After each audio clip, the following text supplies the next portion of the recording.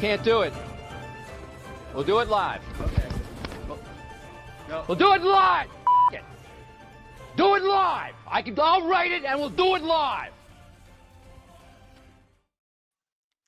What's up, everybody? Welcome back to the Fantasy Files. We are indeed doing it live today, and we got Holly Tinsley here to hang out with us. We got my dog Hank hanging out on my lap, just chilling. Yeah, we're just gonna have a good time today. We're just gonna hang out and talk about whatever comes up. I have like one topic that I've kind of like barely remotely prepared, so we can talk about that. We'll also be looking at the users of Reddit and judging them harshly because that's what strangers on the internet do.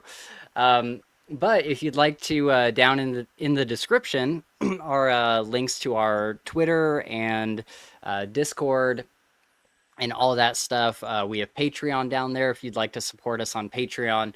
And what you get if you do that is you get to see all of our episodes live as we record them, just like this. We got Samwise in the chat. You can hop in just like this and say hi to us or talk to us while we're discussing a book or any other topic, and get your name in the show, get your thoughts in the show, all that kind of stuff.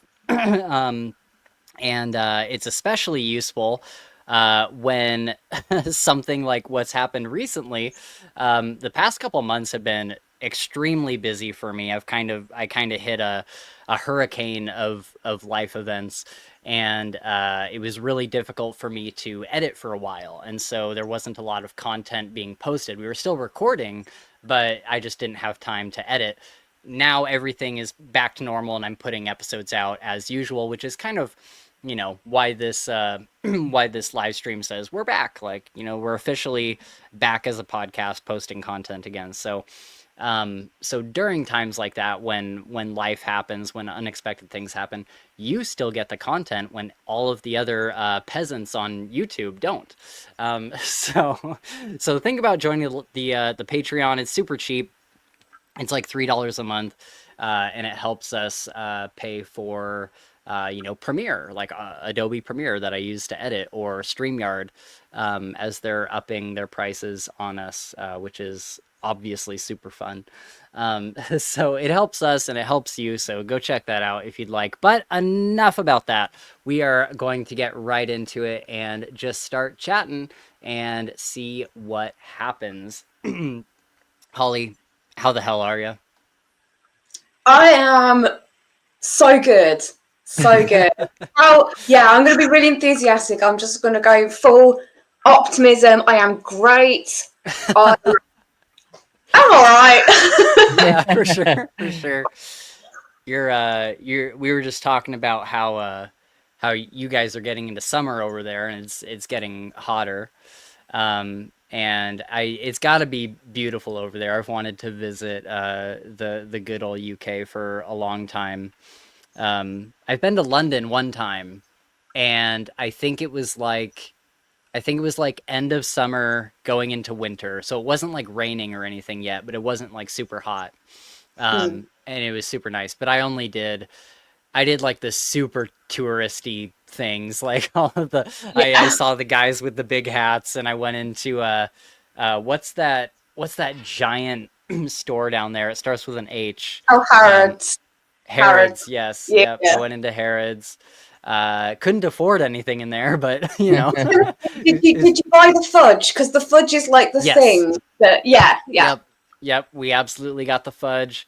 I remember it being delicious. And then I think the previous year we went to Italy, which was my mom and I. This is when I was like in my teens. And we got the Nutella.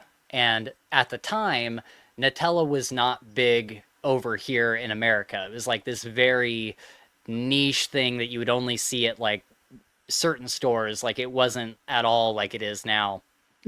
And in Italy or maybe also in the UK or whatever, it was the only place where you could get like the big container of it.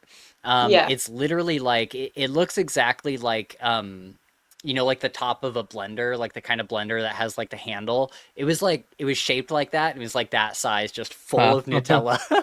That's crazy. And I think that still to this day you can't. I don't think you can get that over here because I only ever see the little jars. But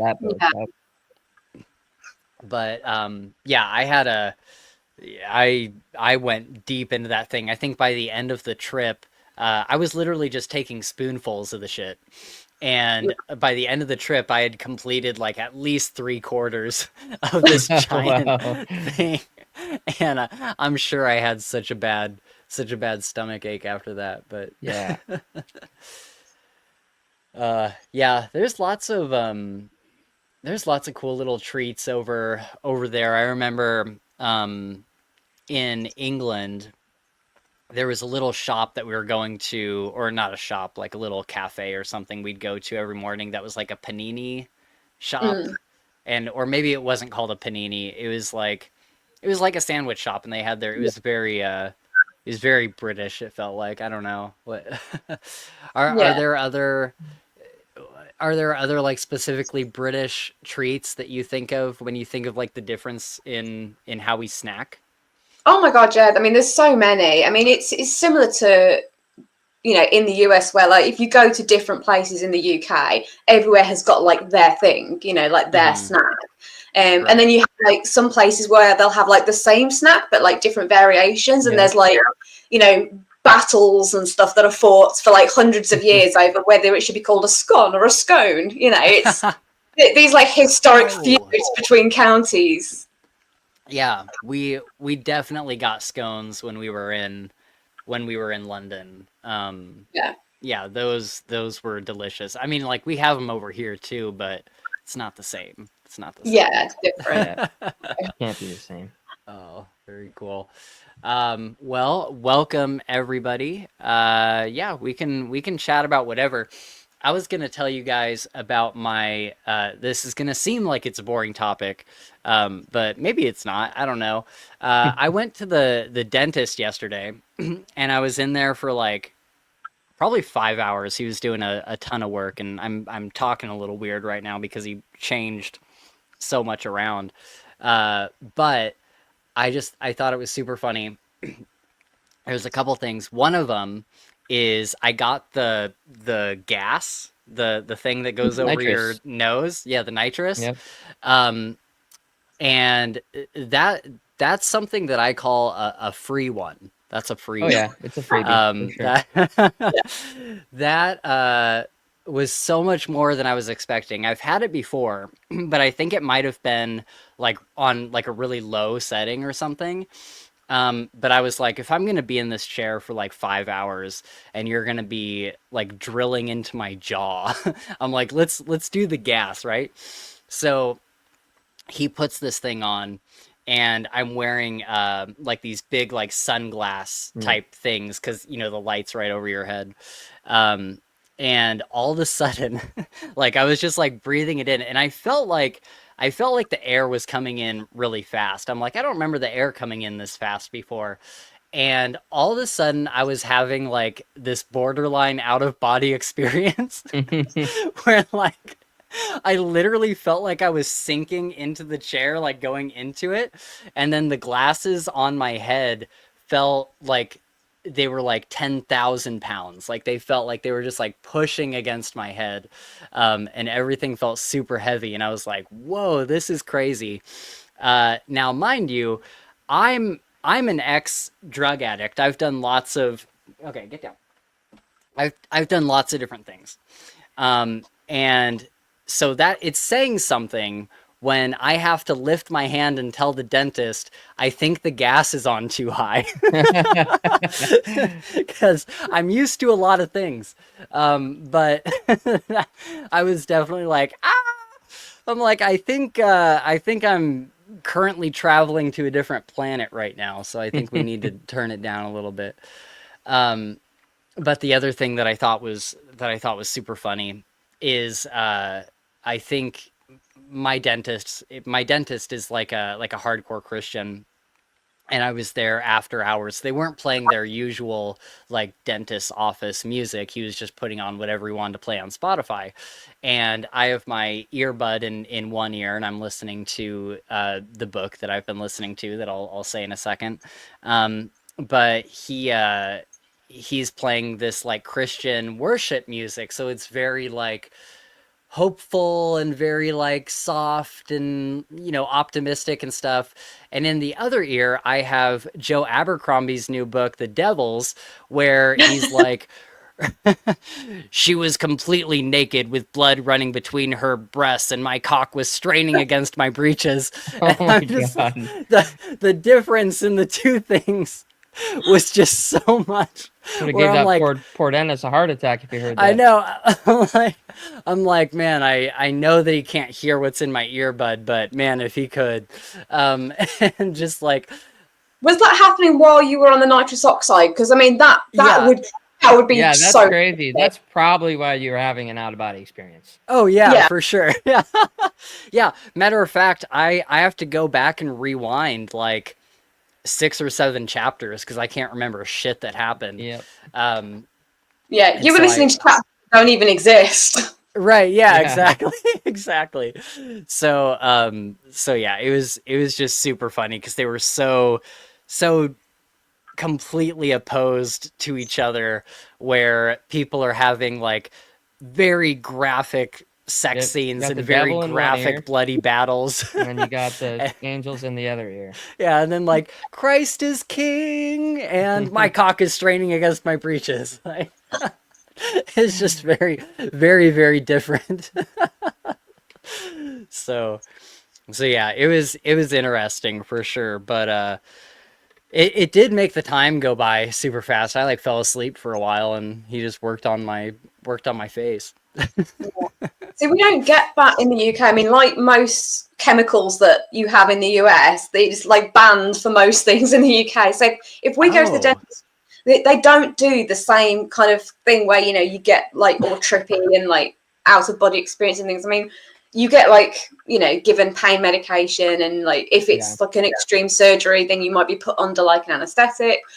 But generally, like you don't see those guys. So when we see like the videos for people in America who had them, it's just like we can't relate to that at all. Oh, that's so interesting. That's another thing. I did not know that. I thought it would have been more lax. Is all the synthetic food stuff also banned, like the dyes and all that stuff? Yeah. I mean, there's so much stuff that's allowed in the US that is not allowed here. There's like much stricter like rules around food and like medication and things like that. That's good though. Is this still a thing that you guys still have a ban on Kinder eggs? Because that just amuses. So I'm actually not sure. I do remember seeing something about that though. Yeah, like there's little chocolate Kinder eggs. They're like I don't know. I haven't seen them for a while. I'm gonna look it up. Yeah, it was a thing like years ago that they were like banned in the US. Or it might have been an Yeah, urban legend. Nova says it's still banned. That's weird. Okay. Yeah, Yeah, They are banned in the United States. Dang. Yeah, because it like McDonald's was completely different in London. Like Yeah. just the food, it tasted completely different. Yeah. But yeah, Nova, we were just talking about my time at the dentist yesterday and the nitrous that I was on. I'll have to, if you missed it, I'll have to tell you about it later. But it was definitely really really interesting. Also, congrats to Nova. She just graduated with her bachelor's in behavioral social studies, something like that. That's awesome. Yesterday. That is awesome. So that was awesome. Congratulations. I was actually, I got to tell you guys, and while she's here, maybe she'll think it's funny too. So she sent me a link to watch the psychology. She sent me a link to watch the graduating ceremony. And I was like, oh, I want to get like a screenshot when she goes up on stage or something, or like screen record it. I had to work yesterday. And so I was already running late in the morning, and I had to go to like Home Depot, and I had to go to like a couple other places to pick up materials and stuff.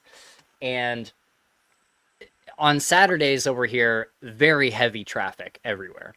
So I have this live stream opened, but it's not on YouTube, which I don't know why they wouldn't put it on YouTube, because then, if you hit the home button, then the YouTube window moves down to like the little thing that you can see in the corner, right? And so this was just open in a web page, so I couldn't open my maps or anything. And so I have maps in the corner, and I'm trying to follow like this little picture in the corner of my phone to see where I need to go. And I'm also like, my anxiety is up to here because I'm like, I don't want to miss her like going on stage or whatever, right? So I'm like driving around. I have my earbud in, trying to like pay attention to the names that they're calling. And I get into Home Depot, and Home Depot is like a solid cement box. Like, you do not get any reception in there. And I'm freaking out because I have to go in there. And so I am running through this store trying to get what I need. And the live stream keeps cutting out, and then it'll catch back up. And I'm like, fuck, did I miss her? Like, oh my God. And I'm like tripping out. And so then I finally get out of there, and I'm like, I have no idea if I missed her going on stage or not. So then I go to Harbor Freight, and it's kind of the same thing. There was like better reception there. But anyways, so I get back out of there, have no idea if I've missed her. I get back on the road, and then finally she sends me a text. I'm like trying to watch this like in traffic, and I have my finger on the screenshot button trying to get it. And finally she sends me a text like, I'm about to go on stage. And I was like, fuck it. And so I pulled over into a parking lot, and I just watched until she went up, and I was able to screenshot it. But yeah, I was like, I did not expect my anxiety to be this high this morning on a Saturday. Is it one of those things that feels like it should have been much easier than it was? Yeah. Because in my head, I was like, oh, like I'll just like it seemed like this thing where like, oh, it'll be a nice thing to just like get a screenshot when she goes on stage. In my head, it was very simple. It wasn't like this whole elaborate thing. And then in practice, it suddenly becomes much more important when you're driving through traffic and all of this other stuff is going on. And for some reason, it just heightens everything. I'm like, I expected for this to be like a much, much easier thing than it is. But, Gabe, I'm curious, what is Captain Cahoon? Captain Chun. Captain Chun. Is that, from Galaxy's Edge? Yep. Oh, okay, cool. Leader of Kill Team Victory. I was just recommending that to John Douglas this morning, another indie author. He was talking about how he's getting into military sci-fi for the first time, and he's doing them on audiobooks. Best instance of that, literally. Yep. I'm like, I cannot imagine a a better series for you than Galaxy's Edge. Yep. Because they're excellent. Yeah. Sorry, but thank you very much for showing up for me. Of course, yeah.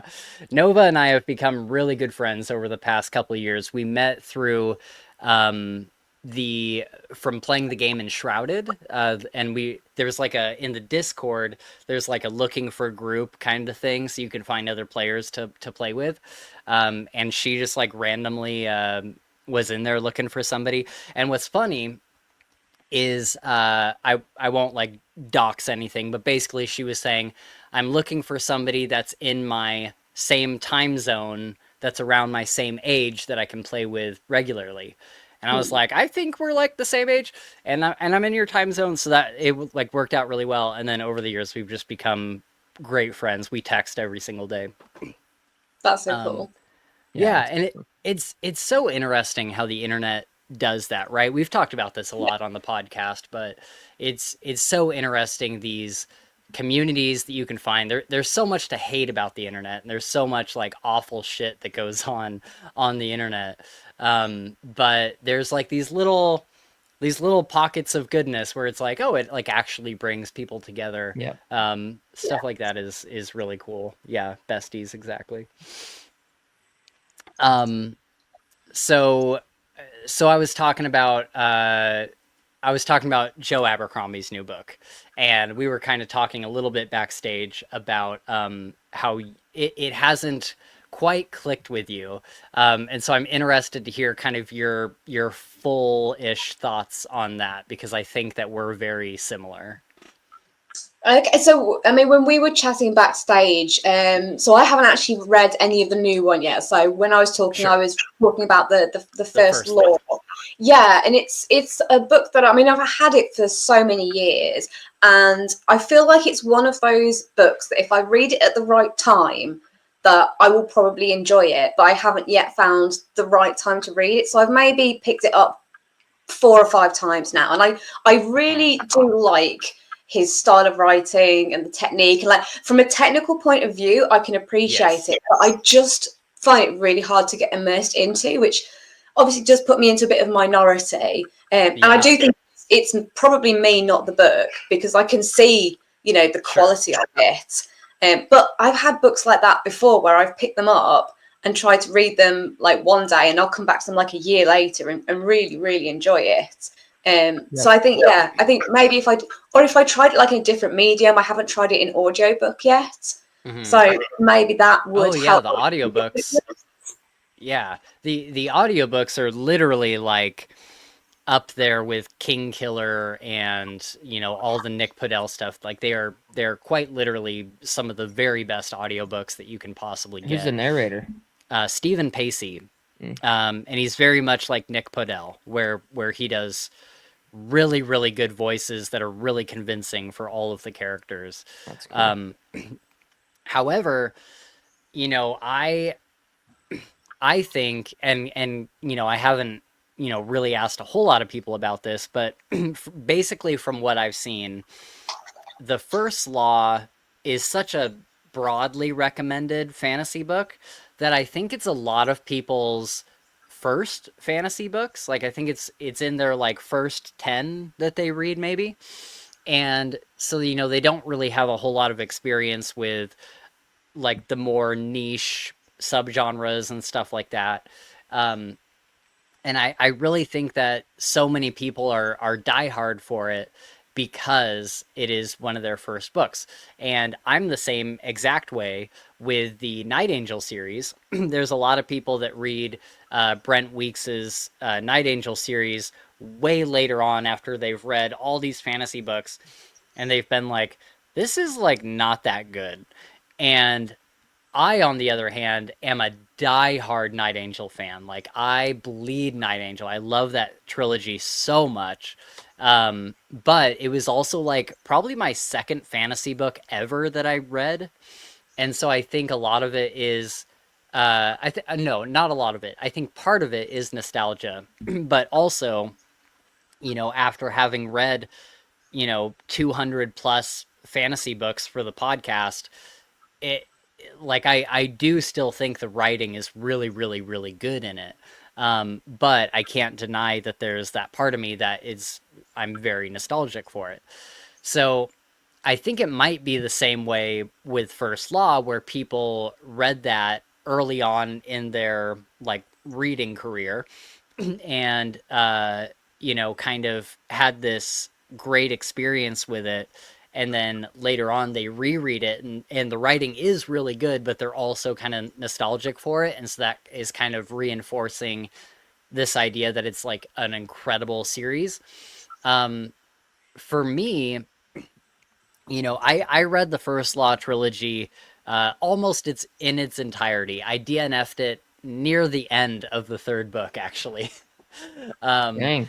And I made it almost all the way. And I think the thing about Joe Abercrombie's writing is, for me, there are pockets. There are moments that are great. There are when I think back on the First Law trilogy, there are certain moments like Glokta at the end of the second book and early on in the third book. There's a couple moments that stick in my brain, like, oh, I see what he was doing with this character. This is so interesting, and it's so like heartwarming in a way that I didn't expect. And there's moments with Giselle where it's like, oh, I see what he's doing with this character. Like, this is really interesting and unique. But as a whole, for whatever reason, it just has not hooked me. It hasn't gotten me there. And I really cannot put my finger on why. There's something that just doesn't pull me in the way that it's supposed to. And it could be user error, but I also think that like there's a million other books that do pull me in. So obviously, like, I don't know, there's something about it. I think it really hooks like a certain kind of person. And I feel the exact same way with the Devils. I think that the Devils has pretty good characters. There's definitely a couple that stand out from the crowd. And I think that his strong suit is dialogue. His dialogue is really, really, really good. At the same level as like Scott Lynch with his, Gentleman Bastards series. And so I think that's really where he shines. And I think a lot of the moments that I've been liking in the Devils have been these conversations and like the dialogue between two characters that are on the road together or whatever, and kind of the ebbs and flows of their character arcs that they go through. And so I think those moments are really good. But so far, the Devils, I'm like, the story isn't hooking me. There's like large parts of the book where I'm like, what are we doing? Like, how did we get to this other place? Like, what are we on the road for? Why are these two characters together again? Like, and other books don't do that. Usually I'm able to be like, I know exactly where we're going. I know exactly where we're at in the plot. I know exactly why these two characters are together. But there's just something about Joe Abercrombie's work where I just can't, it doesn't stick with me that way. I don't know. Yeah, I think it's interesting just thinking about, the why I have found it really difficult to get immersed in this series. And I think there's probably like two main reasons for it. I think the first is almost opposite to what you said about it being the first fantasy book that a lot of people read. It's like the go-to recommended. Is Yes. that for me, I had already read a lot of indie fantasy books before I picked up First Law. And the thing that I find is there was like a period with indie fantasy where every single new author, and particularly in the grimdark genre, would be called the new Joe Abercrombie, or this is just like Joe Abercrombie. So I had read all those books and really enjoyed them. So I think I almost went into the First Law with an expectation of Joe Abercrombie being like those authors. And one of the things that Abercrombie does so well, and why he is so successful, is because his style is so distinctive. It's very hard to emulate the way he writes. It is very unique. So I think it's almost like I have to erase that expectation that it's going to be like the authors that went before. The second reason is I think that for some authors, they will naturally gravitate towards books that are completely different to what they write. I am one of those authors that I will gravitate to books that are very similar to my own writing style. And obviously Abercrombie is very different because, again, he is so distinctive and so unique in what he does. And I think that there's just certain authors in that, again, especially the grimdark pool, that I am just more drawn to. So, like, for me, the definitive grimdark author is always going to be Mark Lawrence, because I feel much more of a kinship with his style of writing as a writer. Certainly not anywhere near as good, but like Mark Lawrence he's the author that I want to emulate. You know, his style is the one that I really want to go, oh, that feels like something he would write. I mean, it probably won't happen in the next million years, but, you know, I will keep trying. Right. I think that is a big part of it. I think, you know, naturally you look for things that feel familiar, like, to you and your style.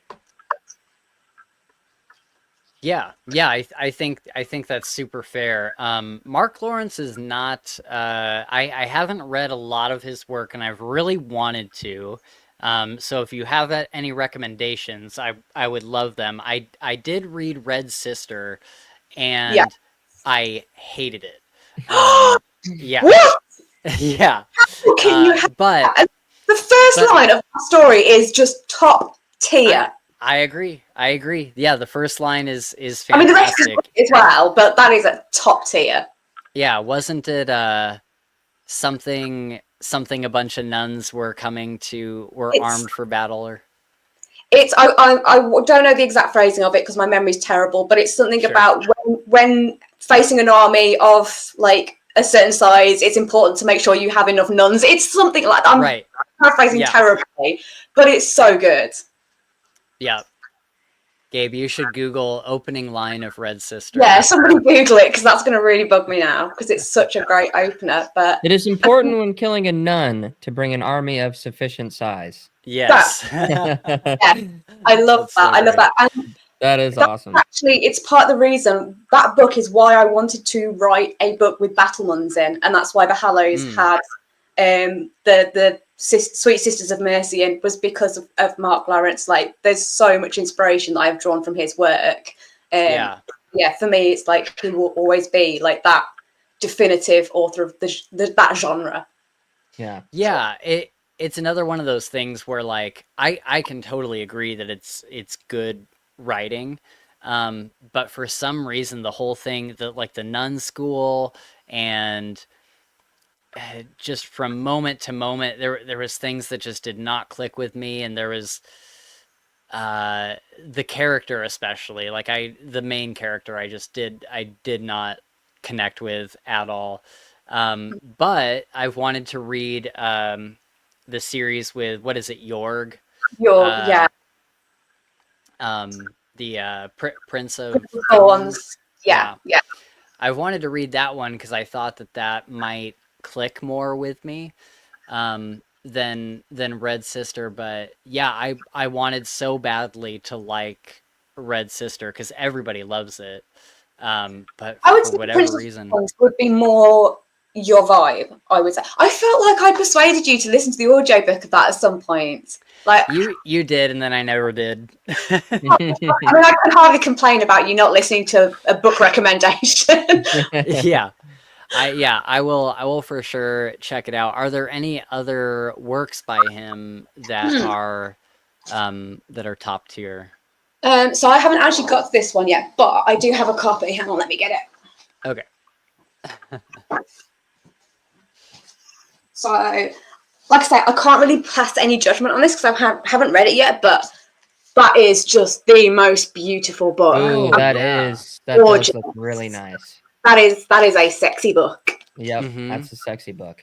Yeah. So, but yeah, I mean that's quite.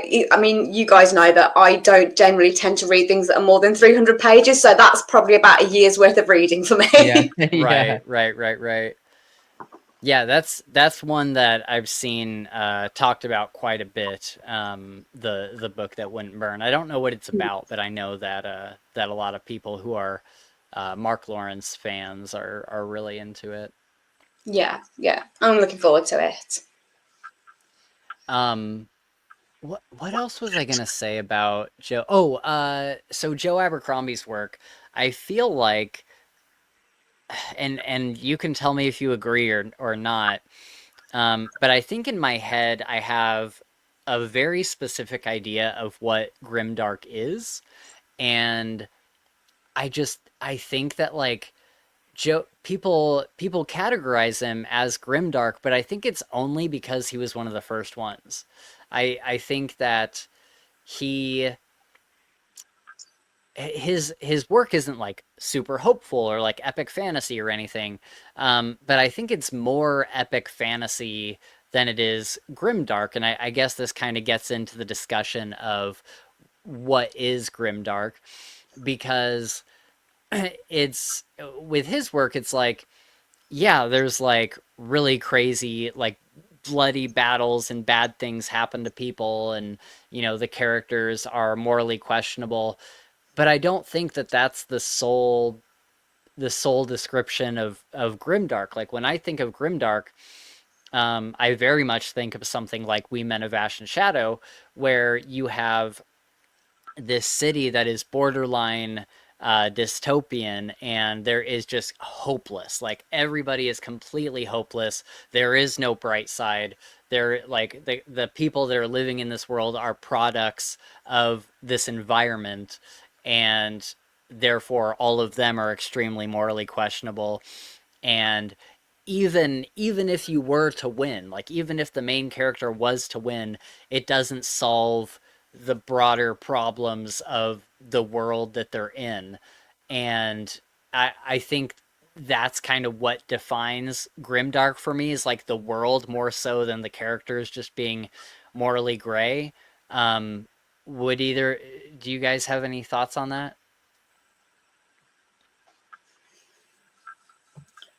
I mean, you can argue about what grimdark is for years. I mean, people have been arguing Sure. about it for years. I think it's funny because everyone has got their own definition of it and their own idea of what the genre is. And there are people that, you say that for you, We Men of Ash and Shadow is grimdark, but I know loads of people that would completely disagree with that and say that Really? it's not grimdark. It's not dark enough, it's not violent enough, because so much stuff happens, either off page or In the first paragraph, there is 6 hookers with 3 legs between them, meaning they're amputees. Like, how is that not grimdark?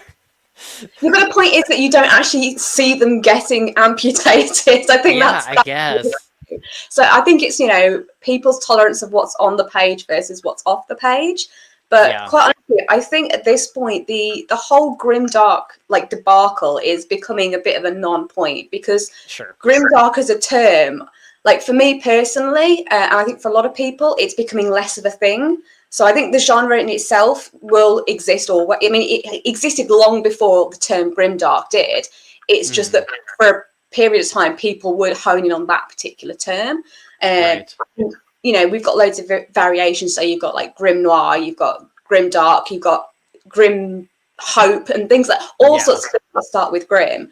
And they all seem to cross over in various aspects. But I mean, to go back to the original question, I think for me, for something to be grimdark, I don't think it's about the lack of hope in the world. I think it's about a lack of hope within the characters and whether or not they can reignite that through the process of the book.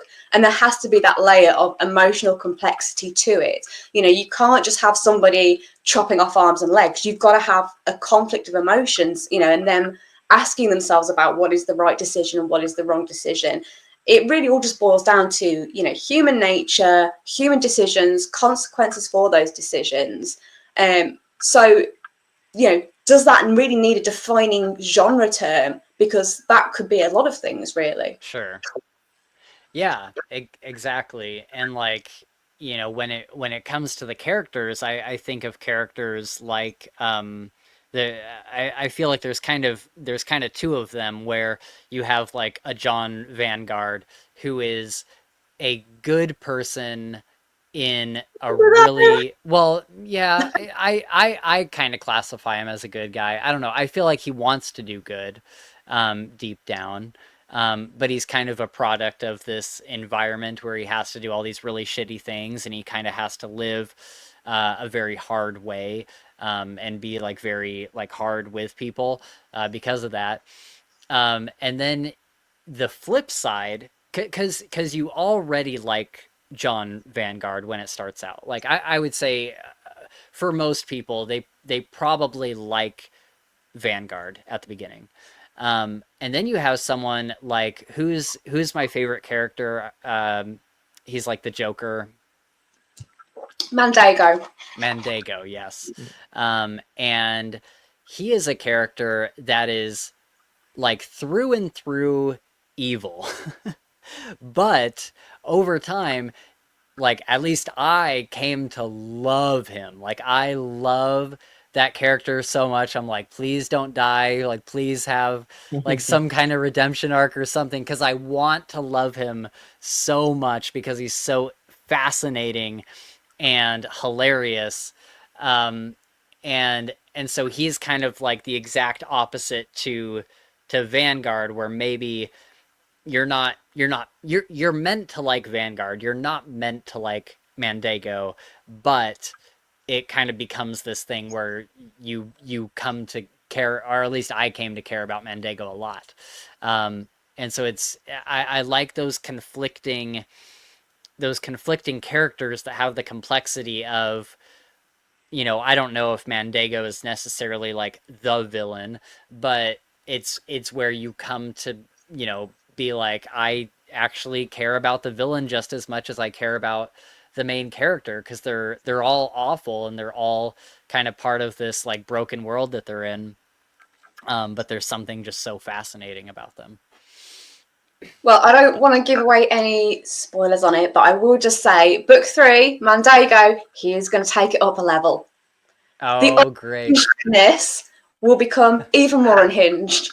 Awesome. I'm so excited. I've wanted to do a reread of the first couple books for a while now, because, you know, going back to, you know, what we were talking about with Joe Abercrombie, you know, I'm not trying to, you know, say this just because you're on the show or because you're like a friend of ours or anything, but when I think of We Men of Ash and Shadow, that is what I wanted from the first law that I didn't get. Like I think We Men of Ash and Shadow is kind of my first law, where other people kind of gravitate to the first law as kind of their, like, you know, this qualifies all other grimdark books, whereas mine is We Men of Ash and Shadow. And yeah, for sure. And I think I read them around the same time. I think I read First Law, or at least I tried, because I tried multiple times with that first book before I finally got to the point where I started reading the trilogy. And I think I had tried it at least once before starting We Men of Ash and Shadow, because I distinctly remember a feeling where I was probably maybe like 6 or 7 chapters into We Men of Ash and Shadow, and I was like, this is what I've been looking for with this genre. And so that's kind of the qualifier for me, whereas with others it may be, you know, Prince of Thorns, or it might be First Law or whatever, you know.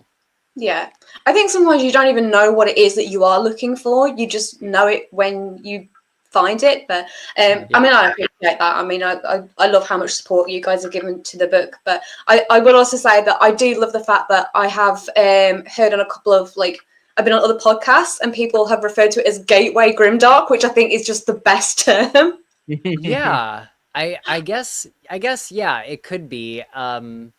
It's what you try before you start the harder stuff. Right. Yeah.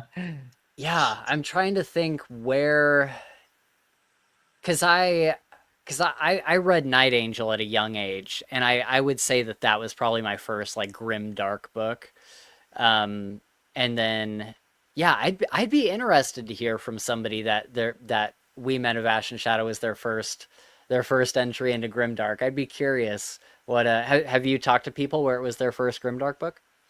I've never, well, not that I know of. I mean, I might have done, but no one has specifically said to me it was their first grimdark book. I have seen on like various forums that people have said, you know, what's a good book to get into the genre, and you know, I've been really fortunate that people have recommended it alongside, you know, some of the books that I really enjoy.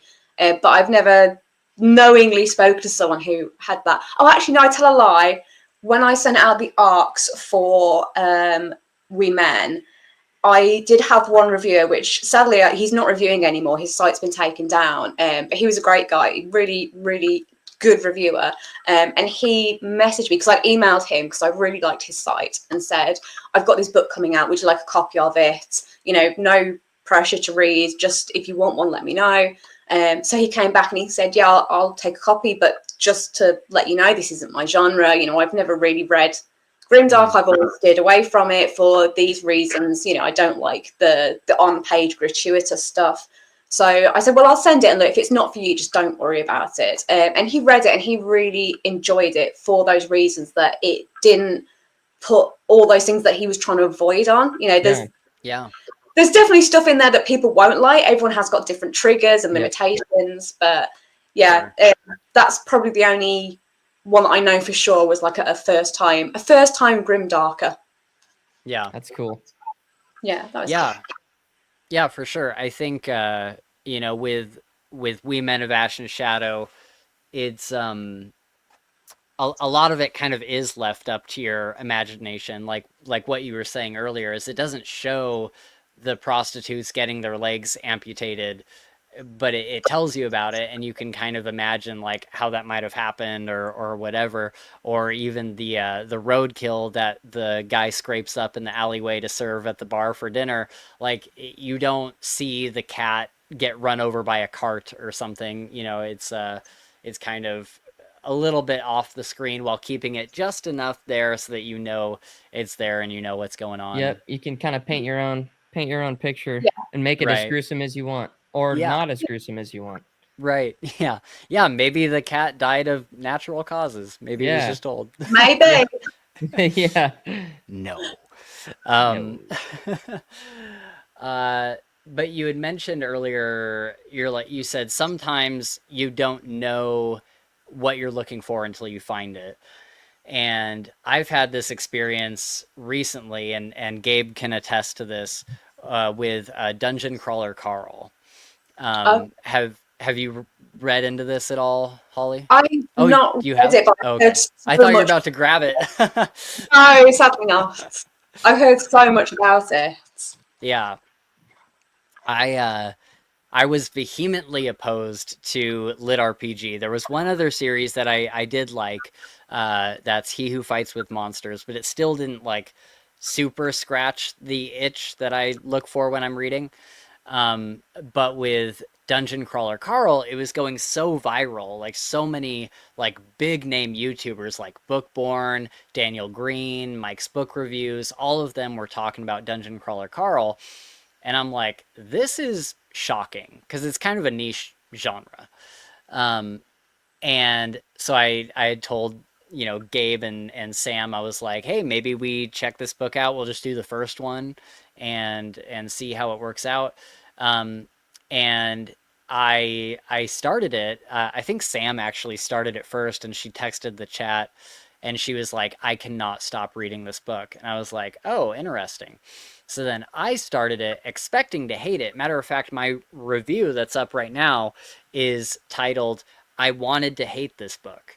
And as I read the first book, I got to the end of it and I was like, I have to immediately start the second book. And then I read the second book and I was like, I have to immediately start the third. And I blew through the entire series, and it kind of gave me that same feeling as when I read Harry Potter for the first time a couple of years ago, where I would get to the end of one book and I had to know what happens in the next book. I had to know like where he's going next. It would leave you on like not a cliffhanger in an annoying way, but just enough of a cliffhanger to make you be like, I gotta know what happens next. It's so fascinating.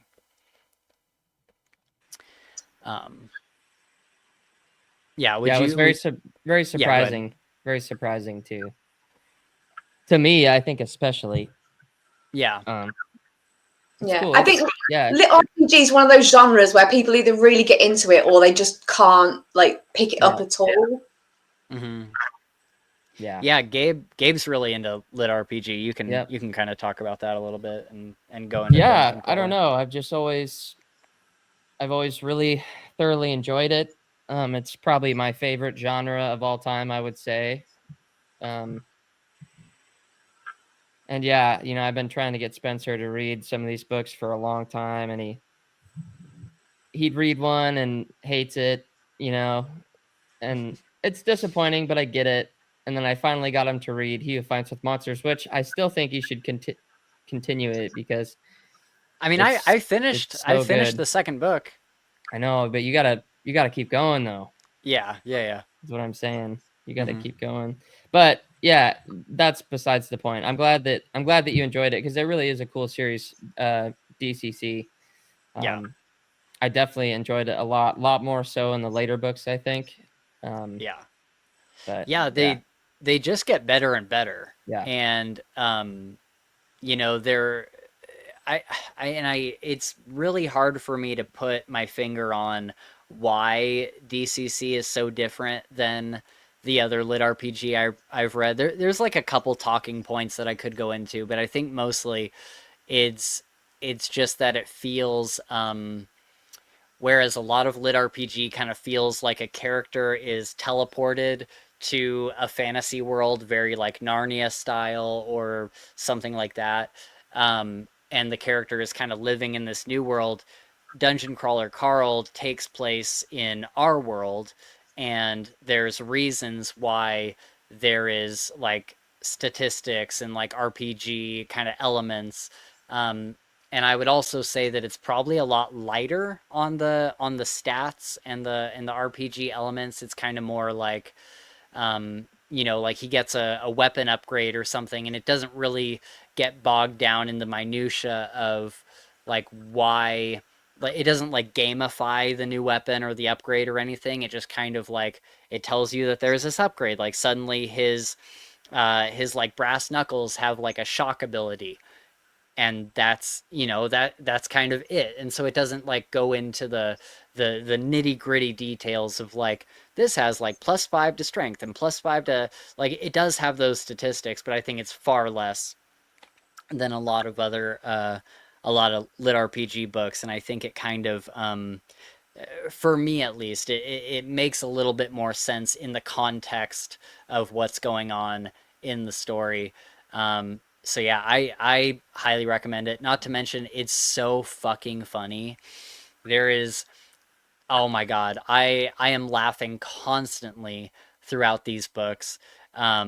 He people of Earth get pulled down kind of into this dungeon underground that these aliens open up. Like these aliens come into the planet and kind of take over Earth, and then all of the humans get sent down into this dungeon. And you can stay on Earth if you want, but it's gonna be a really tough survival. Um, but yeah, so when they go into the dungeon, there is a all-knowing, all-seeing AI that kind of governs the dungeon, and it has a foot fetish. Um, and Carl goes into the dungeon when the aliens attack. He's in his boxers with like no shoes, and so the AI instantly takes a liking to Carl, and it starts giving him like all these upgrades for his feet, and like rewards him if he kills enemies with his feet and stuff. And so it just gets absolutely like laugh out loud hilarious. Like there's been so many times where I've literally been laughing out loud while listening to the audiobook. And the AI has such a funny personality where when Carl will pick up an item, it'll say, this item is whatever, and it'll tell you like the description of the item.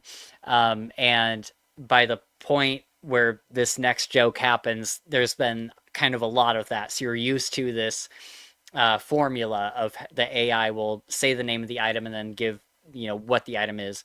And he finally, I think it's near the end of the first book, he picks up this item called Mana Toast, and the AI comes on and he says, "It's Mana Toast. It's a piece of toast. If you eat it, it gives you mana." that's it. Fuck you. And it's just like, it's such a change from Yeah. what he's done before, and it kind of like takes you back. And then as the books go on, the AI, and there's like an in-story reason for it, but the AI gets more and more unhinged. And so you start getting all of just like these crazy, it'll go on these long diatribes where like in the 7th book, there's one where he'll like pick a topic like a TV show that was popular on Earth, and he'll be like Sex in the City or something, and in the middle of his description he'll like veer off into this like monologue about Sex in the City and be like, well, you know, Samantha did this, but Carrie did this, and like go on like this, and it's like, what the fuck are we talking about anymore? But it's so fucking funny because it fits in, somehow it fits in so perfectly into the personality and the vibe of the book, and it feels very funny. And I'm typically kind of wary of books that are advertised as being like a funny book. Like I've never been into, I know you're really into like Terry Pratchett and stuff like that. But I've just like never clicked with books where like funny is like the main like tagline of the book. But for some reason, like Dungeon Crawler Carl does such a good job of balancing the humor with the very real, like serious plot line that is going on at the same time. All that to say, I think you'd love it. I think you should absolutely read it. And if you do audiobooks, you couldn't ask for a better audiobook. Like it's such, they do such a good job with the audio. Yeah, it does sound really, really awesome. I'm literally just gonna pop downstairs to refill my water bottle because it is so warm in here. Yeah, like my Go for it. Yep, Go you're for good. it. Yep. elves. Yep. You're good. You're good.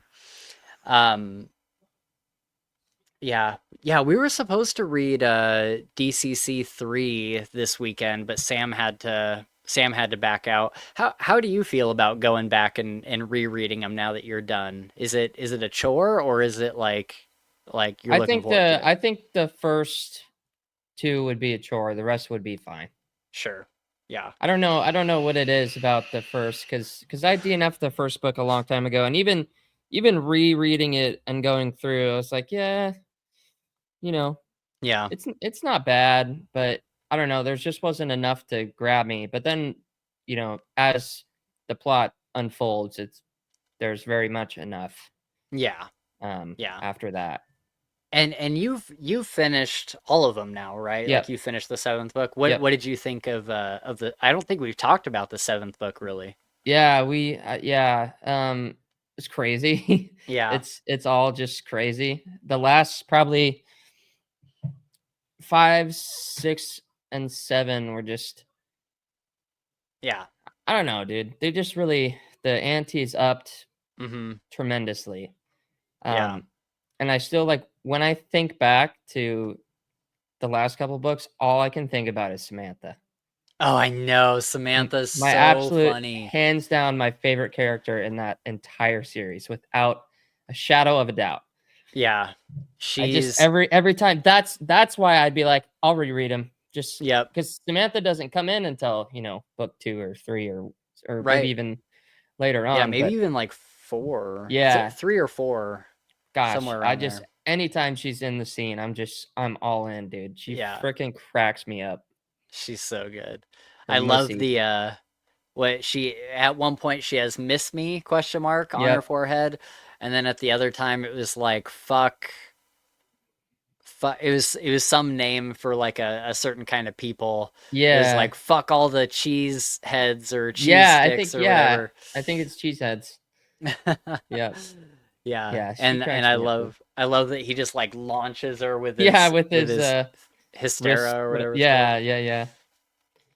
Yeah, it's so good, so good. Yeah, but yeah, I would read, you know, 3 again for sure. I would need to before we did same episode on it.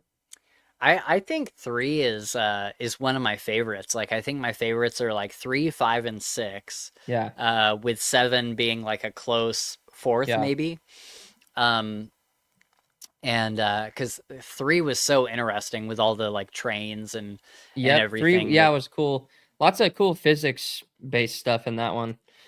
Yeah, where like Momentum and yeah, because Katia, she has an ability where the faster she goes, the more health she has.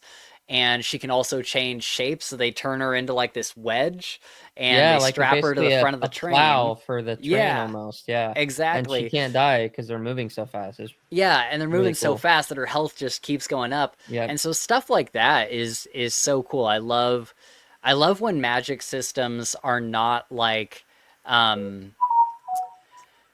not really like this plus this equals this. It's Yeah. more like there's room to play with it, and there's Yep. room to like kind of figure out new things that you can do in the magic system. Because something like that, like that's such a cool idea that the faster she moves, the more health she gets. On top of that, she can change her shape. So let's turn her into this spike that we strap her to the front of the train, and we just haul ass, and her health keeps going up, and she's killing all these enemies in the way. That's such a cool, like that. That's something I've never seen before. It's so cool, so interesting. Yep. What do you have any favorite magic systems, Holly? Do you know, I was just thinking like what the name of the series that I've started reading, but I've kind of got halfway through the book and stopped just because recently I've been doing so many like beta reads and ARC reads that I'm having to do those like because they're on a time limit. People want them done by a certain point. I'm having to prioritize those. But let me just Google what the name. I think it's like Bloodsworn or something like that. I actually think you'd really like it. Yeah, the Bloodsworn saga sounds familiar. Yes, so it's G.J. Terrell. It's the Bloodbound. So there's Bloodwoven, Bloodbound, and I'm not sure if there's a third one yet. But I actually think that's one of the best magic systems that I've probably read in the last few years. It feels really distinctive and unique. So obviously it's like a fantasy, so it's like magic and you know, it's not like super high magic, but it's kind of, I don't know what I would compare it to, but the whole basis of the magic system is around like stitching and threads, and it's kind of hard to explain, but you can like bind people with certain magical energies, and like I don't want to go into spoilers, but I think that for me is probably one of the most inventive ones that I've seen for quite a while. I really like it. It does sound cool.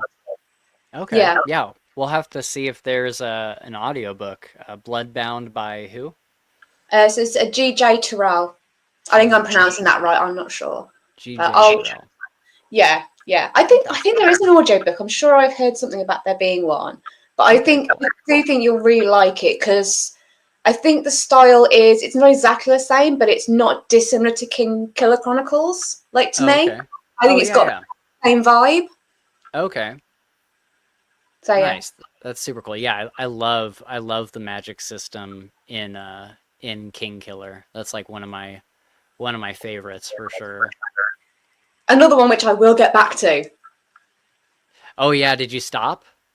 Yeah, again, just the constraints on my time just got so much because I got people waiting on stuff. So I think got really far into it. I got to about 70%. So it's still on my Audible. It's still there. I will listen to the rest of it. Sick. Awesome. Oh, are you talking about King Killer or King's Dark Tidings? Actually, was it King? I can't remember which one I was listening to. It was the one that you kept telling me I had to listen to. Okay, yeah, that's King's Dark Tidings. Yeah, King's Dark Tidings. Yeah, that's what I'm thinking of. Yeah. Oh, okay. Yeah. Have I shown you the King's Dark Tidings tattoo that I'm gonna get? I don't know. I don't think so. Let me pull it up real quick. I'll show you. It's gonna be pretty sweet. When you get a tattoo, that's my question. What's that? When are you getting a Vanguard tattoo? That's my question. Yeah. Ooh, what would be a good What's like a good iconography from the series that would be a good tattoo? I don't know the answer to that one, actually. I'd have to give it some thought, or someone can suggest something. Yeah. Oh, that's cool. Yep. It's got the raven with the castle and the flames and sword and all that. And I want to get it either up here, or for some reason lately I've really wanted a tattoo on my forearm. And so I'm like, maybe I get it on my forearm. Because I've really wanted something there, but I don't know. Yeah, I don't know. I'm trying to decide. I don't know if this would like fit really well on my forearm because it's kind of skinny. You need, you need a bit more Yeah, girth. Yeah. yeah. I More need some girth, more yep. space. Yeah. So yeah. But I have wanted to get something on my forearm. I'm trying to. I don't know. Tattoos are so expensive, and I'm back in a place where I'm like making decent money again, so I can definitely put money towards a tattoo soon. Um, but I was supposed to get one. I was supposed to get that one at the end of May, but now I think it's going to get pushed into August, because over here in the States, they recently did something where in order to fly, you need this certain kind of ID called a real ID. And so you have to go in and bring all this documentation. You need like your birth certificate. You need like 2 forms of like your address, like proof of address, your ID card, your social security card. You got to bring all this in. And for me, I moved states. So in order to get a new driver's license over here, I have to retake the driving test and everything, which you have to make an appointment for. And the soonest appointment they have is like almost end of June. Yeah. And so I'm like, like if there was an emergency or something right now, I literally couldn't fly anywhere. And it super super sucks, and I hate that they're doing that here in the States because it's completely nonsensical. It makes absolutely no sense whatsoever. Yeah, that's crazy. Yeah. If you have a passport, you're fine, apparently. Yeah, what they're trying to do is they're trying to basically not use passports. That's the whole point of the real ID, because it Right. kind of acts as a passport if you have it. Right. Yeah. Yeah, it sucks. It sucks. Yeah.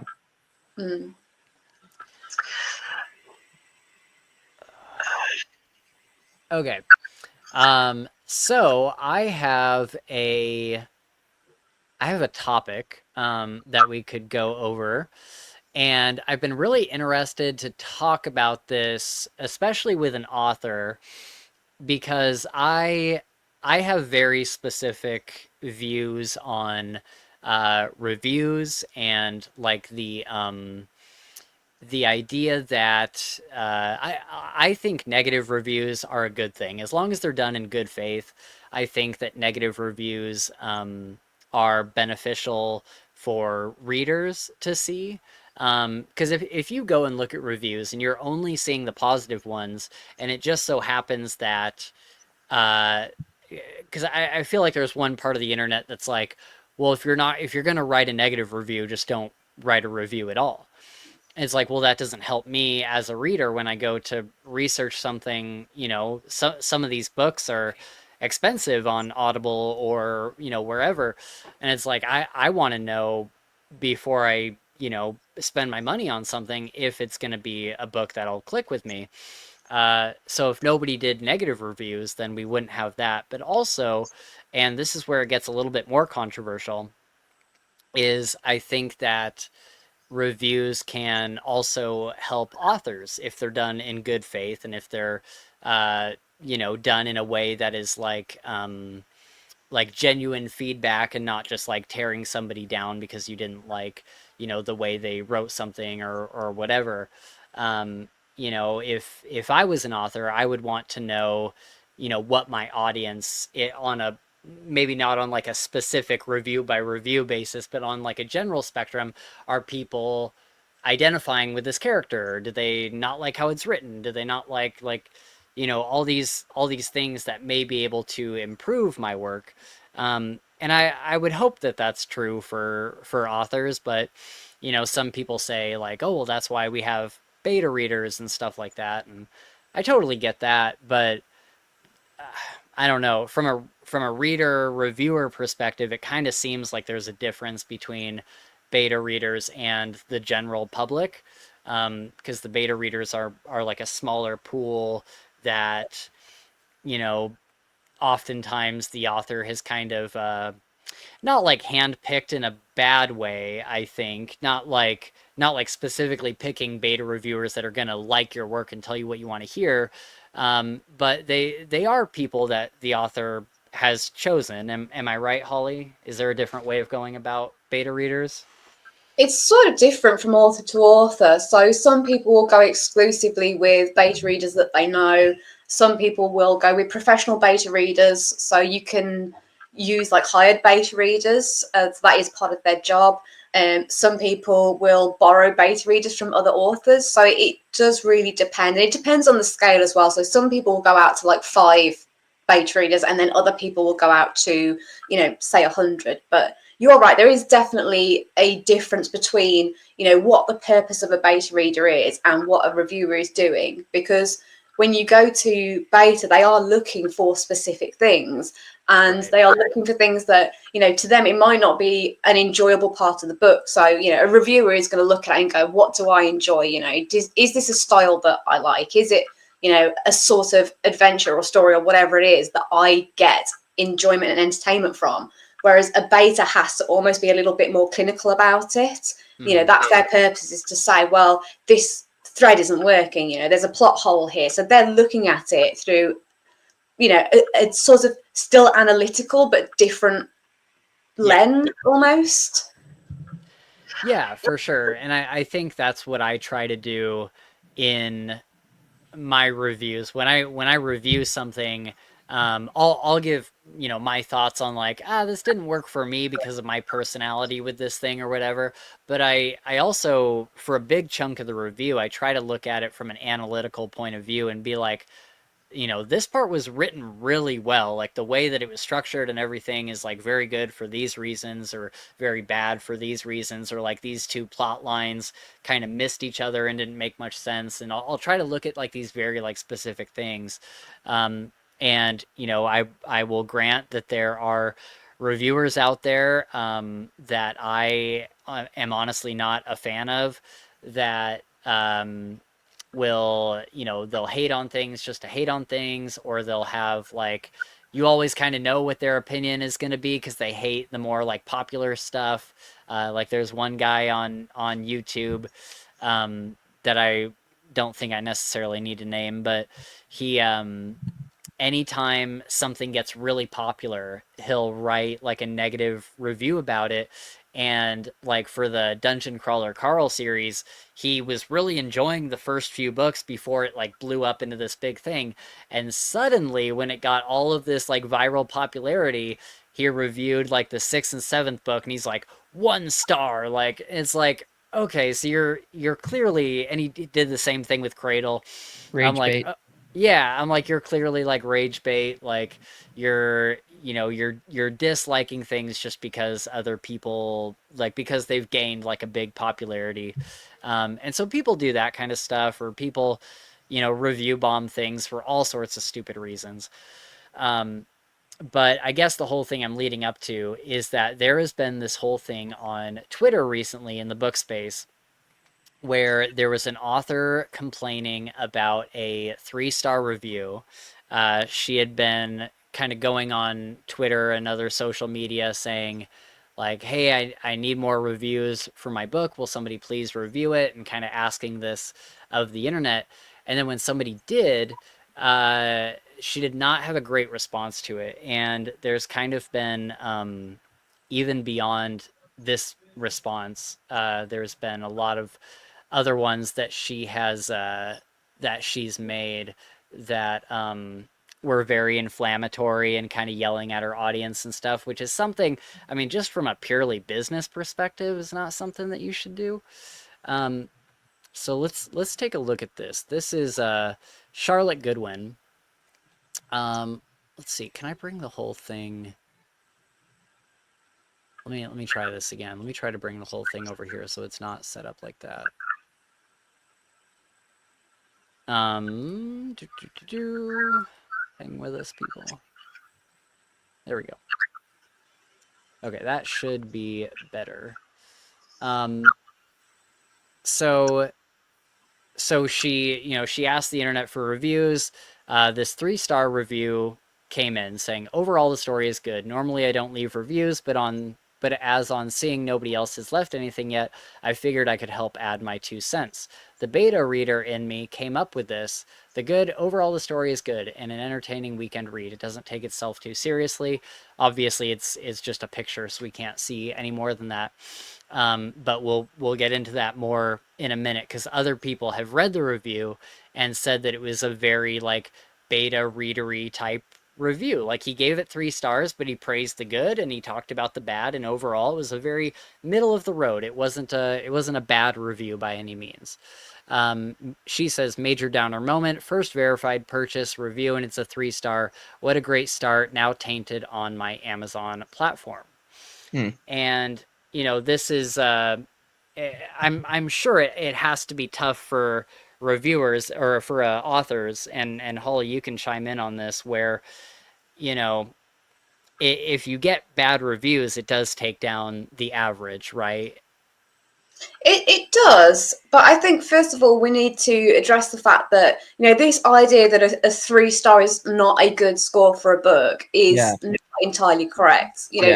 3-star is the middle ground where there are things that are good, there are things that maybe people didn't click with. It is not an inherently bad score. So I see things like this. I mean, this argument has been made so many times where author has had what they perceive to be a negative review and they've called out the reviewer. And I don't think that I need to say that, that's not a great action to take, and that is not a recommended course of action. I stay so far out of all these book Twitter dramas, I don't live in that kind of, drama bubble. I know some people can't get enough of it, but it is just not for me. But rather than talking about this specific author, because I don't know the context of, who they are or how long they've been writing for, but this exact thing has happened to me. I can give you an example of it. So I had one reviewer who had an arc of The Hallows. And again, I'm not going to name any names, but they wrote a 3-star review. And I read it because I think at that point I was still getting tagged. The book was still fairly new out. And it was a 3-star, and it's, it didn't really trouble me in any way that it was a 3-star, but I read it and it just hadn't clicked for them. And they wrote a review where they said, it might have been the wrong timing, or it just might not have been, quite the right book for me at, while I'm in the mood that I'm in currently. But, this was what I liked about it. This is what didn't quite click. If you like, yada, yada, yada, you'll like this. If you want to avoid these trigger points, this is what's in it. And all that was, great. It was, to me, it felt like it was a good review. I was really pleased with it. But underneath, someone had put a comment saying, I'm so pleased that somebody, feels that they're able to put a bad review on an indie book. And I read that and I thought, but that's not a bad review. To me, there was no part of me that thought, I feel angry about this or upset. It was really reasonable and rational, and it pulled out the good points. And that, to me, is what a 3-star generally tends to do. So, I think there is a thing as well where getting reviews, it does feel very personal for a while. And you have to really get yourself out of that mindset because, you put a book out, it's really personal. You're really close to it. You think it's the best thing that's ever been written. Inevitably other people are going to disagree. People aren't going to like it. And I think you tend to see it more with new authors because, and I was in that space, the first year that you've got a book out, I was checking those reviews, on the daily just to say, oh, who's written something, how many stars have I got now? Has it gone down like 0.2 of a score? these days, I think I've checked my reviews like twice in the last 2 years, and generally only when someone tags me. And I think as you become more accustomed to having books out and being, someone who puts something out for public judgment, you start to detach from that more and more. And I think trying to get into that headspace is probably one of the most important things you can do early on, because the reviews are not for you. They're not there to stroke your ego. It's lovely when someone loves your book, but actually the reviews are, as you've correctly said, for the readers. So, it's nothing anyone says, whether it's negative or positive, unless they're an asshole and they are, deliberately singling you out for something. None of what they're saying is directed personally to you. It is information for the readers. Right. Yeah. I think it's information for the readers, and like I said earlier, I would hope that it also helps authors. I would hope that authors kind of, have at least one finger on the pulse of where the reviews are at, so that they know, obviously a writer should write whatever they want to write, but when it comes to the business part of it, if you're trying to make a lot of money or whatever as an author, I would hope that sometimes authors are kind of checking in on them to see like, oh, people are just like not connecting with this character. Like if it's like an overwhelming thing, like all the reviews are saying it. And obviously you're not going to go through like 1,000 reviews to see that, but I feel like there's kind of a general consensus you can get sometimes. And I don't know, I hope that it does help to some extent, at least when you get a good, like well-written review that is, the review is taking itself seriously and it's not just being like one end of the spectrum or the other. Yeah, and I think it's really important for people to remember as well that for indie authors especially when you are in that stage where you're gathering your first reviews, those 1 and 2 and 3 stars do really feel like more of a blow than they would for somebody who's already got 105 stars or whatever they might have. Sure. But at the same time, it's give that book time, make sure that you are connecting to the right audience, because it could be that the book is really good, but the audience you're marketing to isn't quite the right one. They're not going to click with it, but someone else might. So there is, you can learn from it. And I mean, you look at some of the big authors. I mean, I talked about Mark Lawrence earlier, who is just, to me, one of the best writers that there is out there at the moment. If you go and look to see how many 1 and 2 star reviews Mark Lawrence has got, it is probably more reviews than most other authors have got in total. Yeah. Right. Even those authors who are, universally, for the most part, popular, they still get them. Oh, yeah. Yeah.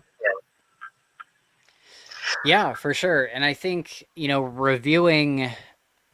reviewing an indie book is tough, because I kind of have this policy whenever I just do a review where it's just me in front of a camera and I've written a script and I'm kind of going through my thoughts on the book. I kind of have this policy where I review indie books the same way I would review traditional books, traditional published books. Doesn't matter really if it's like a first-time author or an author that has like 100 books under their belt. I kind of look at it in the same critical way, because at the end of the day, the reader that is picking up the book, it doesn't really make a difference to them if it's a new author or an old author or whatever. They're just looking for 20 hours of enjoyment or whatever it might be. So I kind of have this policy where I don't really shift my criticism too much. But I think there is something, on the internet where people are like, well, when you review something, you should take into consider that it's an indie book. You should take into consideration that, they're trying to get a good start. Like maybe don't negatively review an indie book and stuff. And yeah, it can be kind of weird for the reviewer when, they're not wanting to harm the author, but also, lots of other people have different criteria for how they review a book, but it just so happens that mine is that I look at it from a very I guess like bird's eye view, where like it's all I review everything kind of the same way. Um, and yeah, it can certainly be tough. Yeah. Were there any other responses to? Yeah. So I'm gonna go over. So she wrote this, and then she had written a lot of other posts. I won't go into it too much, but there was a lot of drama around her. And she had kind of like yelled at her audience a little bit, which we've established is not great. And so then this guy, Scrivener, he kind of writes this. We don't need to go into all of this, but I thought he had some good points in here. He said, or she says, Sarah's Sky, so maybe it's a her. I'm not going to make friends with this post, and I'm sorry for that, but it's important.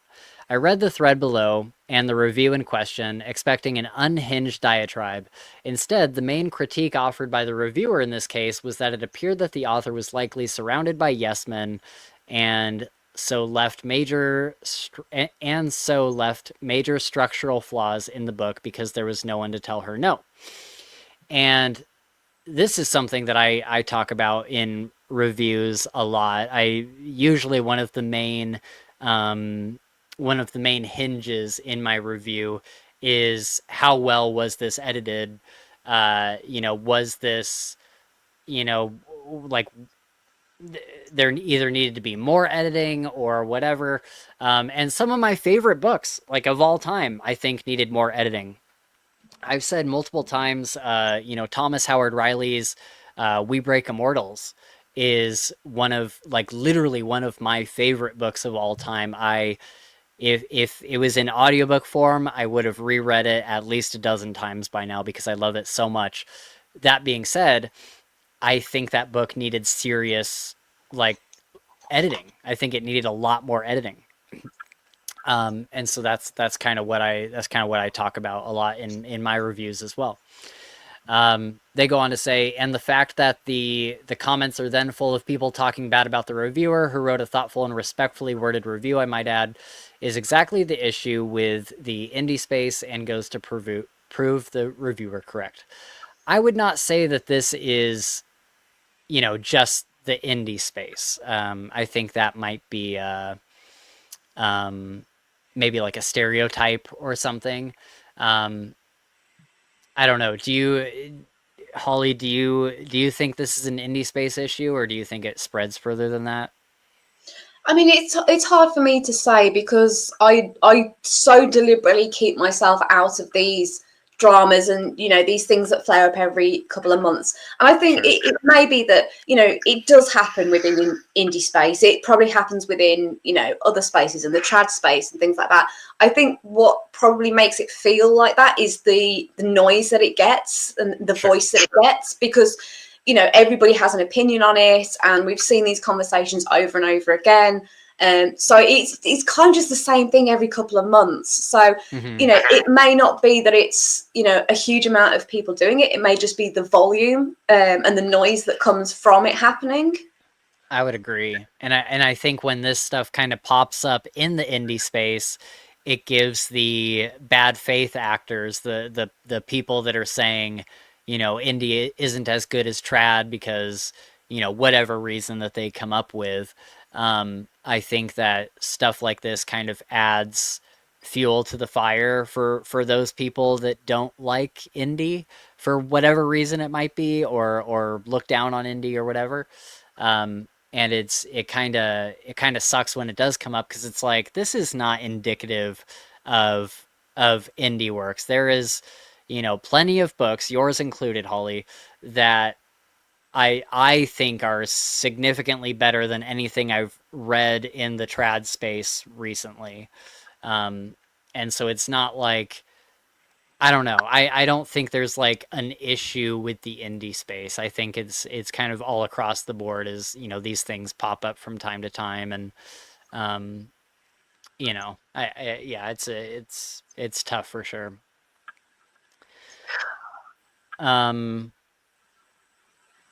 Yeah, so here's kind of what I was getting at earlier. He says, I'm not dragging the author, yada yada yada. She has every right to feel upset about her review, all that kind of stuff. It is the comments, people stating emphatically that you should never give an indie book a negative review. People talking about how high horse the reviewer sounded, people saying it just to disregard it. That's exactly how the mistakes got left behind in the first place. People seem to think that being indie should make you immune to criticism, but the reality is that the thing keeping indie from being an accepted mainstream option is the people who insist quality shouldn't be required of an indie book, that there is no standard, as if this won't just actively turn off audiences from this space. Do we not think that reviewer will think twice about picking up an indie book again in the future? And this is kind of like, I don't really care about the rest of this. This is kind of what I wanted to get at, because I think this is a really interesting idea that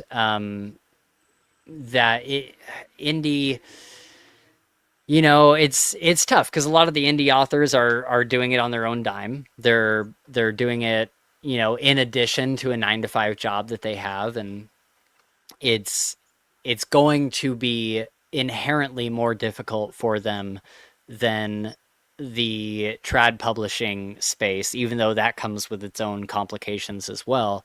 Yeah, do you have any thoughts on this, Holly, as far as like the quality between indie and trad? Should they all be held to the same standards, or what do you think? I think the honest answer to that is I think that they should be held to the individual standards of the reviewer. I don't think that there should be an immunity. I don't think that benefits anyone. It doesn't benefit the readers. It doesn't benefit the writers. It doesn't benefit the indie community as a whole. But I'm just going to go back to that example that I gave you previously of the review for the Hallows that I got, that was the 3-star that I thought was good and someone else obviously perceived as negative. But that came from, you know, a quite prolific reviewer who does awesome reviews of, you know, hundreds of books and has previously read one of my books and really enjoyed it and obviously didn't click with the Hallows. I think that having read the Hallows and not clicked with it, that they will not want to read indie books? Absolutely not. Do I know for a fact that if I write another book, send it that review and say, would you like a copy? They're probably going to go, yeah, I'll give it a go. Absolutely. So I don't think that negative reviews will put off other reviewers. It may put off readers, you know, let's not skirt around that. Some people will look at a book that's like a 3-star average and think it's probably not that good, but there really isn't a whole lot you can do about that as an author. I think the important thing to do, and this goes back to sort of the beginning of this reply, and this is like generally for all authors, is just to make sure that you are surrounding yourself with the right people, because it's not just the fact that, you know, you can easily surround yourself by yes people, because people generally want to be supportive, they want to be nice, but also you can fall into that trap of instinctively gravitating towards yes people because you want to be told that your book is great, you want to be told that there's no errors in it and no flaws. So it's really important to have those people who you have a level of trust with, who you know might not like what you're showing to them or who might be critical of it. So in those early stages you are kind of fortifying yourself to get those negative criticisms, because it doesn't do you any good to just be constantly told that you're brilliant, because nobody is just 100% brilliant unless like you're like a unicorn, you know, which doesn't really happen. I mean, I specifically have beta readers on my beta team who don't like my writing, who flat out think that it sucks, you know. And God love them, they are so brilliant, because you know, they will read my stuff and they will say, well, actually, I did like that, which is really unusual for me because usually I would think it was absolute crap. And to me, having those people that will kind of give me those gut punches of, actually, Holly, this is just shocking. Just what are you doing? That's really valuable for me. So I really appreciate that I have those people. And I think it's hard to find those people who will be super critical. But if you can, they are just a gold mine. They really are. Yeah. No, that's awesome. Yeah, hearing you say that, it makes me think of how important that could be to an author. Probably tremendously so. Yeah. I think it's important that they can separate you as an author and you as a person. So Yeah. we talk about these people that don't really like the way I write. They don't like my style. They don't like my voice, but they like me as a person. Yeah. So we can have those conversations and it can still be friendly and, we'll have a bit of banter and a bit of joking about it. Right. I still remember one of the very first people that baited We Men for me came back and said that Vanguard was like a budget Batman. And that I laughed so hard because you know what? I see it. Like, I totally see it. Sure. From his perspective, and that didn't work for him. But then other people absolutely love that aspect of it. And, the kind of grisly voice, like put upon vigilante style thing. So, Right. yeah, it is really good. And, if nothing else, you can get some entertainment out of having those conversations. Yeah. And I think even beyond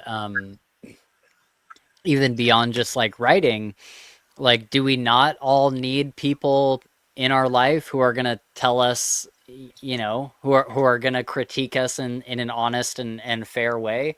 There's been times in my life where I've needed somebody to kind of pull me aside and be like, look, what you're doing right now is not working for you. And like, kind of just have like an honest talk with me just about, life or whatever. And so I think it's not this isn't a thing that is contained to the reading community or the writing community. It's like, I think at times everybody needs someone that will give them a little bit of a critique or whatever. I think we all certainly need that. What did Nova say? I think, yeah, she says, I think people forget that authors are people too. Yeah, it's such a hard thing as well because people are so emotionally attached, especially to things like books and to the writing. It's something that most authors will sit with for, it could be years that they've sat with this thing and they put it out, and suddenly somebody doesn't like it. It feels hurtful. It does. There is no getting away from that. Mm-hmm. But I think what it boils down to is you have to ask yourself, do I want to be told I'm great or do I want to be great? Yeah. Right. Once you get yourself into that mindset, it becomes a very different thing at that point. Yeah. I'm so glad that you said that, because that's such a good piece of wisdom there. Is do I want to be told I'm great, or do I want to actually be great? And I think that is that's kind of the crux of what all of this is getting at. Yeah. Yeah. What they do talk about here is they say, she says, do we not think that reviewer will think twice about picking up an indie book again in the future? And we could take indie out of the equation here.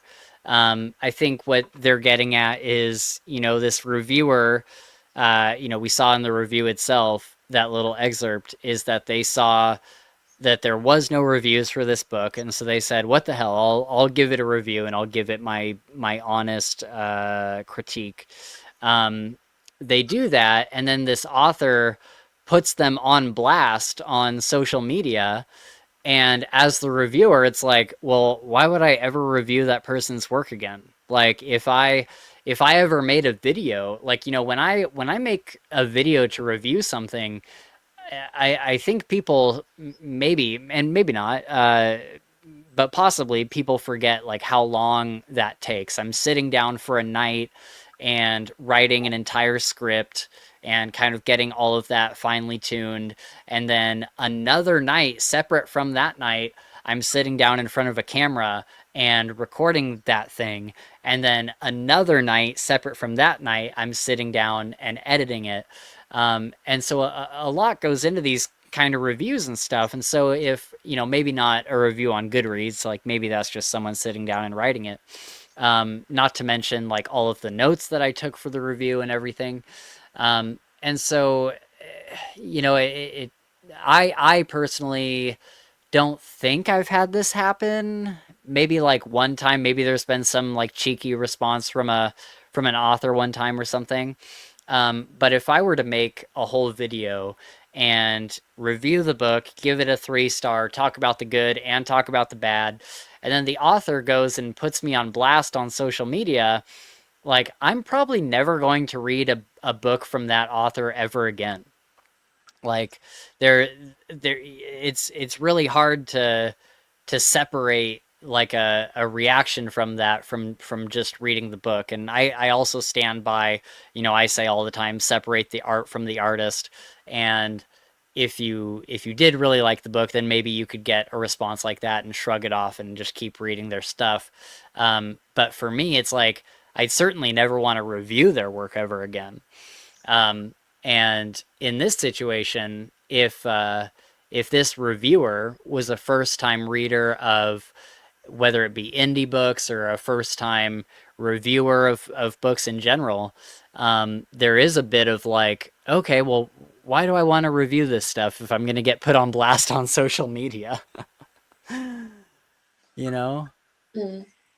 Yeah, you have to hope though that not everybody sees it the same way that like that author did, Mm-hmm. Yeah. Yeah. I think obviously go ahead.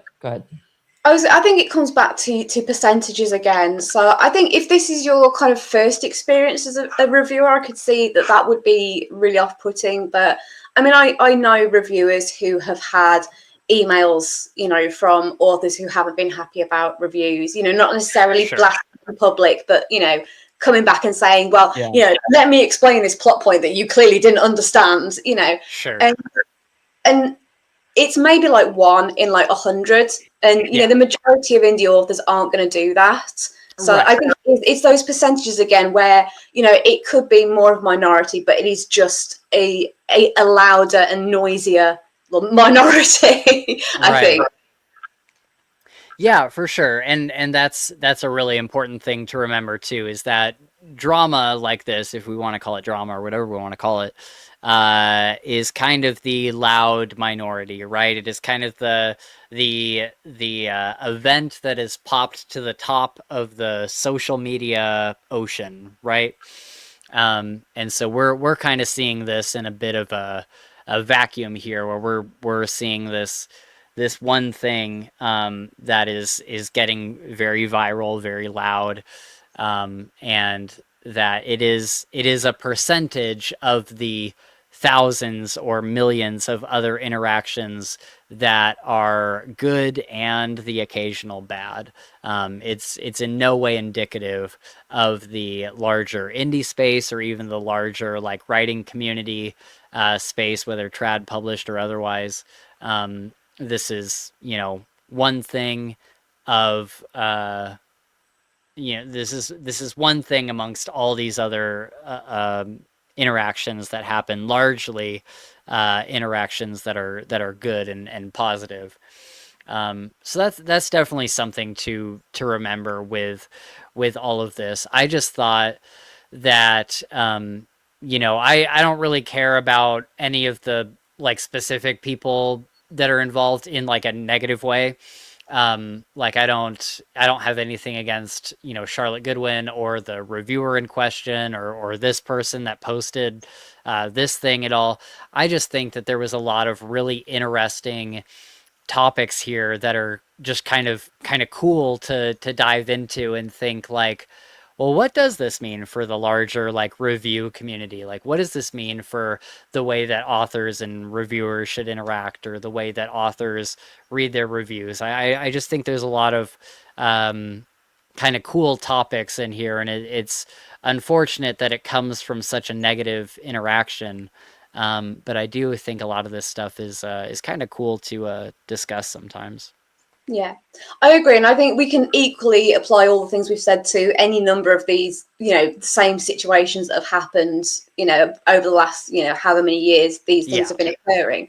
What I will just add into it as well is that I've had it kind of from the other sides a little bit as well, where, you talk about the experience of reviewers and how, if this is your first experience of writing a review for an author, it could be really off-putting. I've had reviewers email me or drop me a DM who have read my book and didn't like it and were, almost afraid to post the review and have said, I've read the book, I didn't like it, it wasn't for me, I'm really sorry. Like I don't know whether to post the review. Should I post it or not? And sometimes they'll send me the review, sometimes they won't. But at no point have I ever said to them, don't post it. I've always said, just post that bitch up, just do what you're going to do. You do you. There was one particular example where I had a guy who was relatively new to reviewing and had, potentially maybe had a few negative experiences. And DM'd me and said, I don't want to harm you as an indie author, but it wasn't for me, like it didn't click. And we ended up talking probably for about 6 months back and forth. He was writing his first book, and we ended up being, he's actually gone off socials now, and it's a bit of a shame because actually he was a really nice guy. And we kind of developed a relationship out of those few emails. But, he posted his review up and it was fine. It was a critical review that was well written. So why wouldn't he post it up? Yeah. Right. Yep. Yeah. I think that's super, super important. When we first started the podcast, I was, I really struggled with doing reviews, especially because when we started the podcast, it was kind of, I don't know, maybe not like the immediate rise of indie, but indie was on the rise when we started, and a lot of our friends, including you and countless others, were in the indie scene, and I was like, do I post a review for this? Like, am I gonna like damage this author's like reputation or what? And then I had to realize that it's such a bigger world than me as a reviewer and this author. Like, it's such a bigger scope, that my review is a drop in the bucket. And so I kind of, over time just had to learn, not really to like get a thick skin about it or anything, but I had to learn that, you know what, I'm going to have a way that I do reviews, and I'm going to talk about the positives first. I'm going to have a little bit in the middle where I talk about, some other topic relating to this, and then I'm going to talk about the negatives at the end, and then I'm going to end my review with a final thoughts, and that'll be like mixed positive and negative, so I'm not leaving it on a negative note. And I just had to like kind of develop that style and stick to it. Otherwise I would be petrified to send out any reviews. It's a funny story actually, because I did a podcast a little while ago, and the host messaged me and said, do you want to come on the podcast and talk about We Men? So I said, yeah, absolutely, I'll come on. And then he bought We Men to read. So he actually booked me on the podcast before he'd read it. And he really liked it. So, he had a lot of really, really lovely things to say about it. But we were chatting and he said, if I'd read it and hated it, would you have still come on the podcast or would you have cancelled? And I said, hell yeah, I would have been on that podcast. We would have had the best time. Oh, yeah. Banter, we roasted it. Like, it would be hilarious. Yeah. That's awesome. Yeah, it's definitely, I think, things like that are super interesting to have people on that you don't necessarily agree with. Like I had recently, I had Lewis, what's his last name? Magellan. He's right here. What is his name? Lewis Miguel Hayes. He writes. His series is the Legends of Alessia series. Very, very good guy, and he came on for a chat about The Witcher. And we had very different opinions on the games, the show, and even some of the books. We mostly agreed on the books, but there was some parts, like the parts of the books that he didn't like are the things that I did like, and the things that I did like were parts that he didn't necessarily like. And so it was really interesting to have somebody on for a friendly chat about this thing that we have very opposite opinions on, and kind of go over that and kind of dial in, our thoughts on each side. And it was really cool. I love having people on the podcast that have a different opinion than me, because otherwise it just gets boring. Otherwise you're all saying the same shit. Yeah, I will say, I think it is easier to sit and say something like that, though, when you've only ever had good relationships with reviewers, whether, they like your work or not. I think it does become a different story if you've got someone reviewing your book who is deliberately, like you say, rage baiting or trying to be controversial, and it does happen. I've been fortunate that I don't think I've ever really seen that happening to me, like certainly not that I've noticed.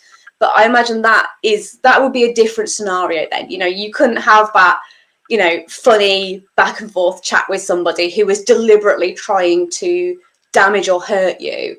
Sure, yeah, of course. People aren't trying to do that. They're just trying to give a review of their experience. Yeah, totally. I think if you have someone on who is deliberately, either rage bait or has like a very, very radical opinion or something, then it becomes a debate. It doesn't add up to being a conversation. It's more of a diametrically opposed debate that you are going into at that point, which can be interesting to watch as well. I just don't like to participate in them. Yeah, I don't get that level of drama. I am no drama person. So awesome. Well, we'll lighten some things up with some Reddit stuff now, unless you guys have any other random stuff you want to talk about. But first, let's you guys cool with taking a quick bathroom break? Sure. Okay, cool. Let's do that.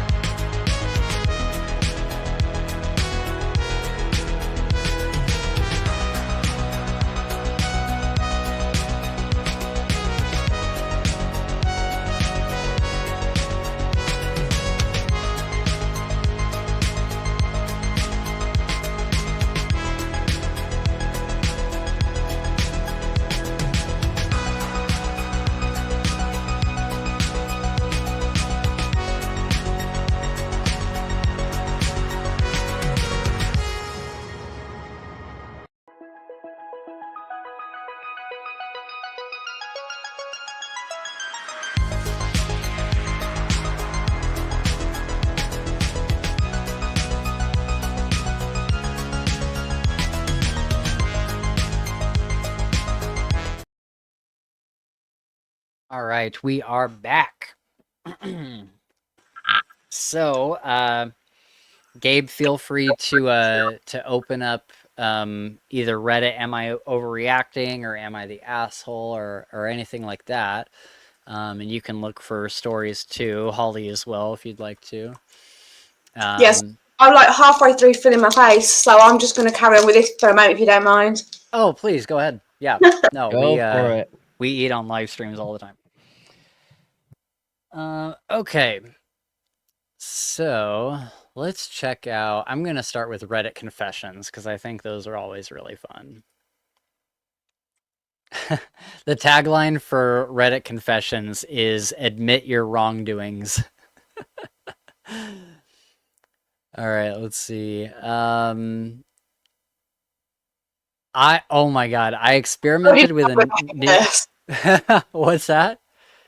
I know I'm going to hate this because I just Really? no do it because it'd be hilarious because you can all watch me cringe. But I'm just like, oh god, no. Okay. All right, 1 second. Let me move this over here. Okay. I experimented with a new way to urinate, then I got drunk and told the whole bar. Oh my God. We could do that one. Well, it told me he used to. Oh, wow. Okay. Some of these are bad. Yeah. I love that they've got not safe for work content going on right now. Yeah. Fuck. Okay. Some of these are bad. Yeah. Like I was expecting like some fun confessions, but yeah. That's what this is supposed to be. Hang on. Okay. Yep. I experimented with a new way to urinate. Then I got drunk and told the whole bar. It was May 17th, Norway's National Day. For most people, that day is all about parades, happy children, the marching bands, flags, ice cream, hot dogs, national people, costumes, all the fake smiles, yada, yada, yada. For me, that day is pure hell, and I hate everything about it. I hate the hip, hip, hurrah, and all that nonsense. I stayed home. I suddenly wondered what it would be like to pee like a woman. Oh my god. Okay. Dude. Yeah, some of these are nuts. This is not what it usually is. Okay. I sat in the food court just to smell the pizza today. I was walking through the mall to kill some time and ended up in the food court. The smell of pizza hit me, and for a second I thought about grabbing a slice. I checked my bank app real quick, 94 cents. So I just sat at an empty table near the pizza place for a while, pretending to text, soaking in the smell like that would somehow be enough. It sounds dumb, but I used to grab a slice all the time after school. Now I feel like even that's out of reach. I know it'll pass, but today just kind of got to me. Yeah, I don't know if there's ever been a place that like smelled good enough just to like kind of hang out around. Yeah, I would like it would if I was hungry and I was sitting smelling food, it would drive me crazy. Wouldn't that drive you nuts? It would drive Like, me why crazy. would you do that to yourself? Yeah, why would you do Yeah. that? You're torturing yourself. And Yeah. actually, it does make you hungrier because, like, you're. Oh yeah. Okay, so this is an interesting fact that I learned the other day, which is sort of unrelated, but has just made me think of it. Is that because all of your like senses are so interconnected? So like your like sight, smell, blah blah blah, taste. Obviously, when you smell stuff, it makes you hungrier. But Yeah. if you think of the word salivate, you start to salivate. Oh yeah. Which I just think is a really interesting fact that I learned the other day. I thought that was really cool. Yep, Yeah, that is that's cool. super interesting. I know, same thing, like, you know, like when you first bite into something like sour, or like, let's say you have a sour candy, Yeah. and you're like about to put it in your mouth, and your mouth like just starts like getting ready for the sourness of it, but you haven't even tasted it yet. Right. Yeah. That's also kind of cool. Yeah. Oh, another thing I was going to say as well, and this I think will be interesting. Well, I say interesting; it's probably not that interesting at all. But I remember the live that you guys were doing with, I think it was with RJ, and you were talking about carbonated drinks. And Gabe, you were saying that you don't really like carbonated drinks. Yep. I have lived off carbonated drinks for years, and I don't know what it is, but the last like week or two, I really don't like them. Like they're just something in my taste has switched. So I'm like almost exclusively on water now, Yeah. which I've never done before. And my theory is that somehow Gabe has got into my brain and has like planted this thing that's like carbonated drinks are spicy. I incepted you to not like carbonation anymore. You did. I'm much more hydrated now, so it's probably a good thing. Yeah, yeah. It's since that podcast, it's happened. Wow, that's crazy. That's so funny. I cannot imagine giving up carbonated drinks. Even if I switch to like carbonated water, like there's no way I could give up carbonation. I was playing a video game with somebody last night, and I was like, hang on, I'm gonna run downstairs, and I grabbed a Dr. Pepper. It's my favorite soda. I really don't like any other kind of soda besides the occasional like Sprite or something. But Dr. Pepper is like my weakness.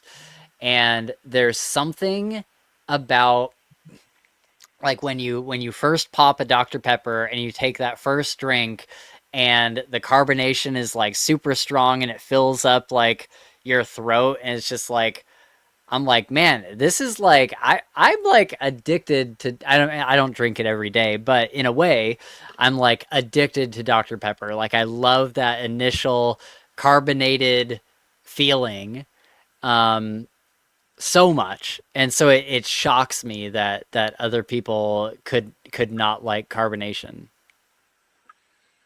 Yeah, I don't know what it is. I really don't. Like I mean, I tend to go for like Pepsis and things like that. And I've got some cans in the fridge, and I open one the day, and I think I got like maybe a quarter of the way through it, and I was just like, I'm just not enjoying this. Like, it's just, I just got water instead. So yeah. Oh well, part of me wants to apologize for your carbonation thing. The turning me into a grown up. This is what it is. So much better for you and your teeth. Yeah. Yeah. I grew up thinking that I was English, but I was American. My sister and I were homeschooled for the first part of our lives. Our mom taught us school lessons from the McGuffey reader primers, first published in 1836. The book still had plenty of mentions of our mother England. Oh, I see what's going on here. And so I grew up thinking that I was English. I spoke English after all, and many of our other books were from the same time period, so of course it made sense. We also did not have television or listen to anything but gospel music on the radio, so there was no one to tell me otherwise. We were taught all of the English ladies finishing school decorum, how to sit, cross your ankles, and how to curtsy. I asked, when will I have to curtsy? Mother said, well, in case you meet the queen, or when we have guests over for supper. And so we did not meet the queen, but curtsy for guests. For some reason, they laughed. I thought that perhaps my curtsy wasn't good enough. Perhaps I didn't spread my skirt wide enough or bow low enough, but I didn't really know. Our parents, however, seemed very proud. I remember getting into an argument with a neighbor boy who went to a heathen school about how, in my opinion, even though we lived in America, we were English and had to respect our mother country. The boy was making fun of England and English people in a horrible English accent. He asked, do you eat crumpets? Want to come over for tea? I did like tea, so I don't know why he was insulting me with it, but somehow he was. I got upset and started crying and yelled, you don't even deserve the queen. He laughed at me and I cried even more. Eventually, I grew up and learned that, yes, we did come from England, but my religious homeschooled culture was hundreds of years behind normal people's view on the American colonies. And now I laugh at myself and how silly it was to think that way. I'm now college educated, not religious at all, and find the whole thing pretty funny. This is hilarious because she literally... It wasn't that she thought that she was British, like she wasn't talking with a British accent or anything. She thought that all of America still paid tribute to the queen and all of that stuff. So she thought this was like a culture-wide thing. And that's so funny. Talk about some culture shock. Yeah. Oh my God. That I mean, is first up, that. that is some of the dumbest shit I think I've ever heard. But there's a layer of that is actually genuinely really sad, because none Yeah. of that is her fault. None of Oh, it. for sure.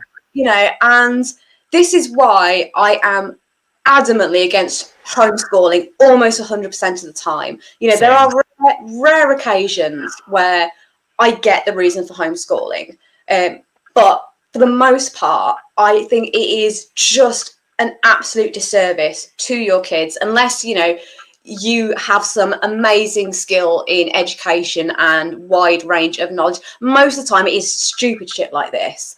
And I know, like, the public school systems they come under some serious criticism, but I honestly think education is the best thing that we have as a species, like the human race. The fact that we educate our children for years to prepare them for life Yeah. is just so valuable. And just this shit makes me so mad. Like, it really does, Yeah. because those parents, they know what they're doing. They know Right. those kids have got to go into the world. They've got to exist as adults. Yep. Just what are you doing? What are you doing? That is my question. I totally agree. I have friends that were homeschooled and are totally fine, like normal people. But for me, I just could never imagine, if I ever have kids, I could not imagine homeschooling them, because I also have other friends that were homeschooled and just grew up thinking the weirdest shit, just like the most radical, because the only people they have to interact with are their parents, who are feeding them all of their own stuff, and it's completely one-sided. And I have friends that were homeschooled and were like, yeah, but we were like super social. Like we went to all these things and like met other people. And it's like, okay, so that worked for you. Like that's all right.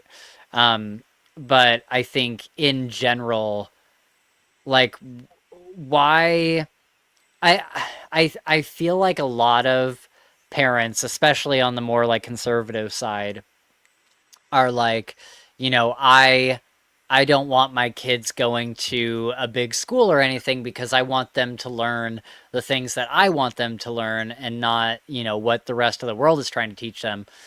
And it's like, yeah, but have you ever thought that maybe, what you want them to learn isn't actually, correct? Like, maybe you should let them get their own experiences. It's kind of the great melting pot of the world is all of these different experiences and ideologies and all of that kind of coming together for the individual to decide for themselves what what's gonna work for them and what won't. And it's kind of the same thing as people that grow up in really religious households. um, you know I I grew up in a fairly religious household, and my cousin even more so than us. He grew up in a really, really strict religious household. And I feel like some parents are kind of like, well, you're raised, if I raise you Christian and you don't know anything else, then you'll be Christian. And it's like, well, eventually that person gets older. Eventually that person like gets out into the world, and they make up their own mind. So it doesn't really, like, you can have that stuff around them. If you're a religious person, then have a religious household or whatever, but don't try to radicalize your kid into this, thought process, because if they grow up and decide that they don't want to be a part of that, they're going to resent you for forcing that on them, I think. I don't know. I think for me, the issue is not, there's no issue with people having whatever beliefs they have, and wanting to, live or raise their children or be part of communities that have those particular beliefs. I think for me, the danger comes in teaching, especially children, that the world is a way that it's not, and Sure. if you're saying to kids that,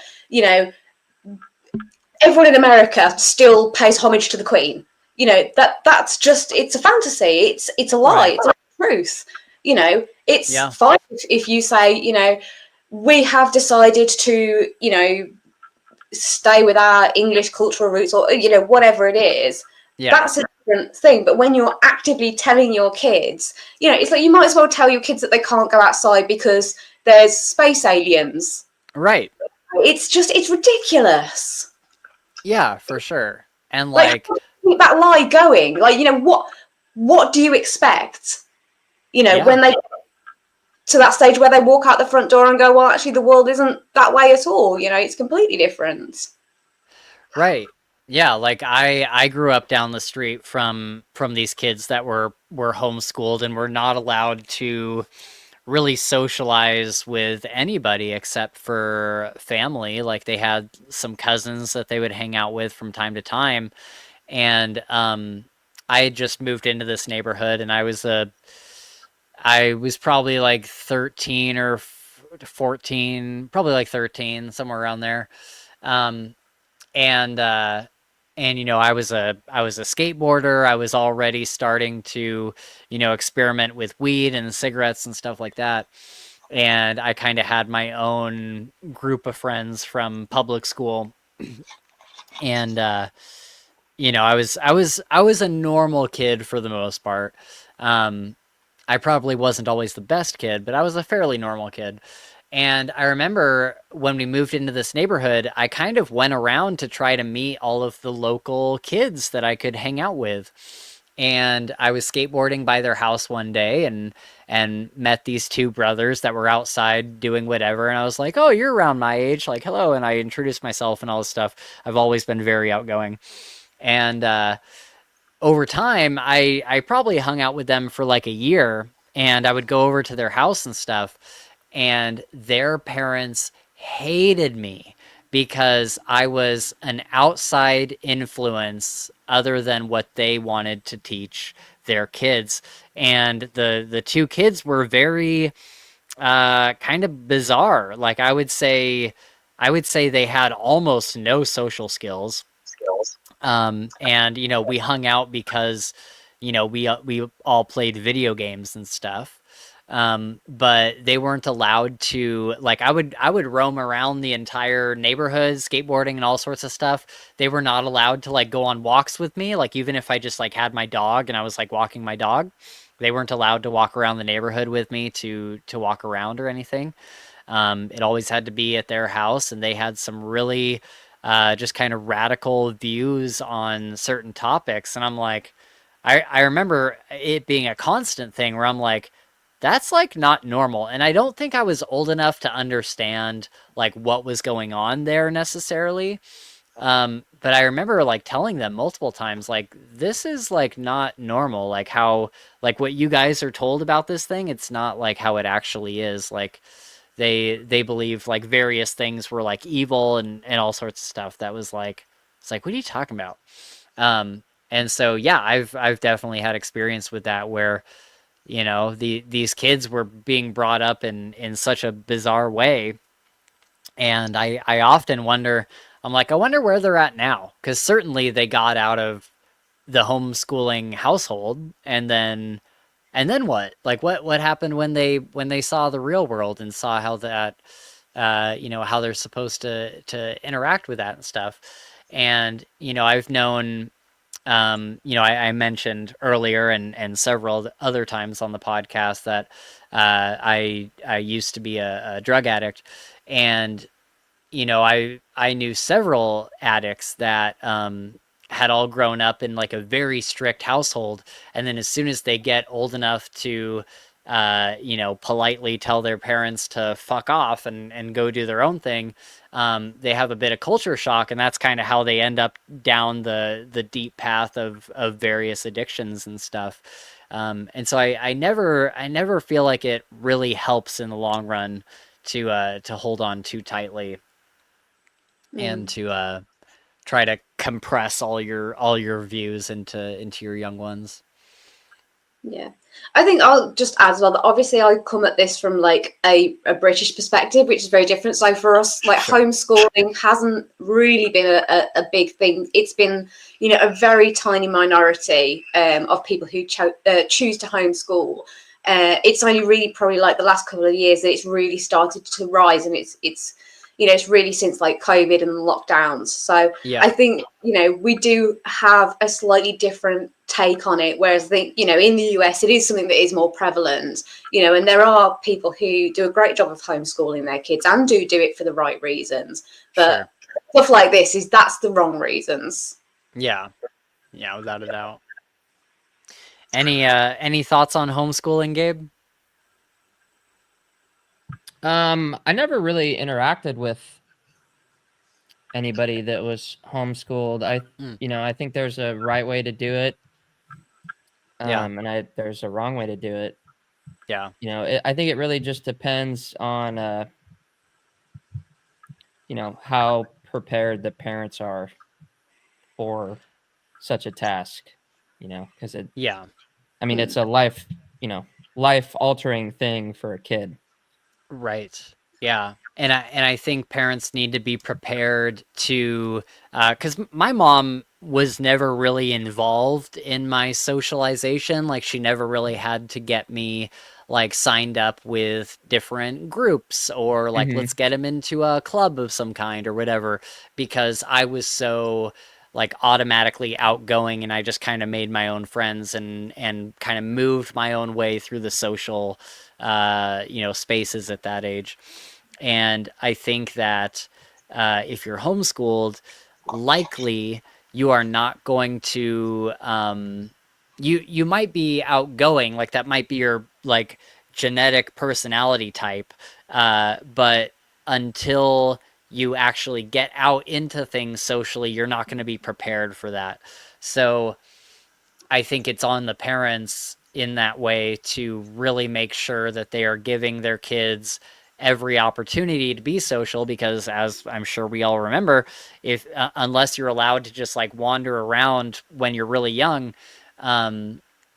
it's kind of up to your parents when you get to go out to things. And if they just never have you go out to things, then you're never gonna grow those social skills. And so I think it's really important for parents that are homeschooling to actively encourage and allow and set up social situations for your kids, because they're not going to get that where they normally would at school. I think like homeschooling is kind of a broad term as well. And when you think homeschooling, you do tend to think of this type of scenario. Whereas, I do know people who have received their education at home, but they've done it through, they've had tutors go in, or, Right. They've had maybe some lessons from their parents, but also they've had piano teachers or art teachers or, maths tutors, whatever it is. So I think, homeschooling is kind of a generic term, so it can mean a lot of different things. Sure. And I think also on that there's a lot of parents that are like, well, how hard is it to teach high school math? Like, I can do that. And it's like, I guarantee that every single one of us in this podcast right now has completely forgotten like 75% of what we learned in high school. I didn't even bother learning it at the time. What's that? Yeah. I never even graduated high school, so. Right. Yeah, didn't like learning it at the time. And maybe didn't take the likelihood that you did not take the same class that your child will be having later on, like it's like it doesn't come down to your intellect or anything. It may just be that you had different classes. Like when I was a junior in high school, we didn't have science class. They did something weird and creative, like we did like crime scene forensics, and we learned to like measure like blood spatter and what that says about a crime scene, and how to kind of diagnose all these different things. And that was like our science class, because they just wanted to do something fun for a year. And so it's like, my kid, if he was a junior in high school and I was homeschooling him, I may not know what his junior year science class is. You know what I mean? Like, I may not have the same information. And so I think that's really tough too. That becomes another argument in and of itself, is that, particularly with topics and subjects like science is they change. So, what we learn in science is different. I mean, let's face it, back in whenever it was, when people still thought that smoking cigarettes was good for you and it would be encouraged as like a healthy thing to do, and then the science went, actually, do you know what? It's not good for you. You shouldn't do it.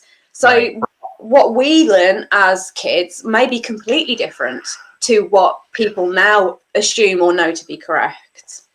I mean, my mom was in high school in the late 70s. Like, could you imagine being taught modern day science from someone who had taken it in the 70s? Like, unless they really kept up on all the new science stuff that's been happening. Like, it's just, it's so bizarre. But I will say, Gabe, did you know that the great late David Gama was homeschooled? Oh, that's cool. Yeah. And so he's a perfect example of somebody that is like a normal functioning person that is very, very social. He has way better social skills than I do. It's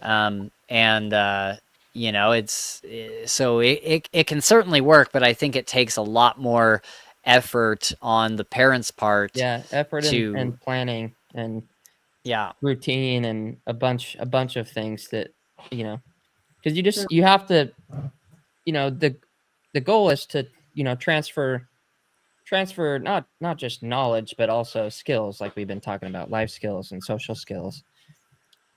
And any kid getting a head start with that stuff is going to be on a good track. Mind you, some don't, maybe their parents don't have the best social skills and they don't know how to help, a kid do that. Some kids are just awesome and they, like you, just go out and talk to people, I was lucky I have awesome parents, but I was not that. I did not want to talk to anybody. I didn't want to meet anybody. And I was kind of slowly forced to start trying things. And I'm very glad that I did, because I think it helped me a ton. Although I wasn't homeschooled, so I went to public school. But even then I didn't, I didn't want to talk to anybody. But I think even if you're an introvert in high school, it's almost a necessity that you gather at least a couple friends and like have like a small group. Oh yeah, and I definitely had a small tight knit group that I was very, very close with. Yeah. But like I didn't like to go to football games, which is a big deal in high school, just because I didn't like being around that many people. Yeah.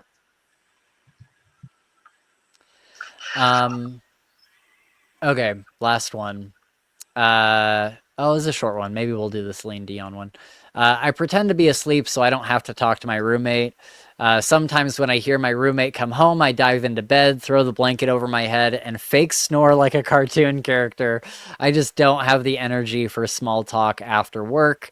They're super nice, but I can't keep faking interest in their day every single day.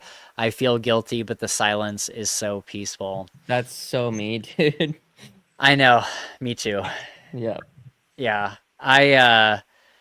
I'm the kind of person where, if I have a roommate, I'm very like kind and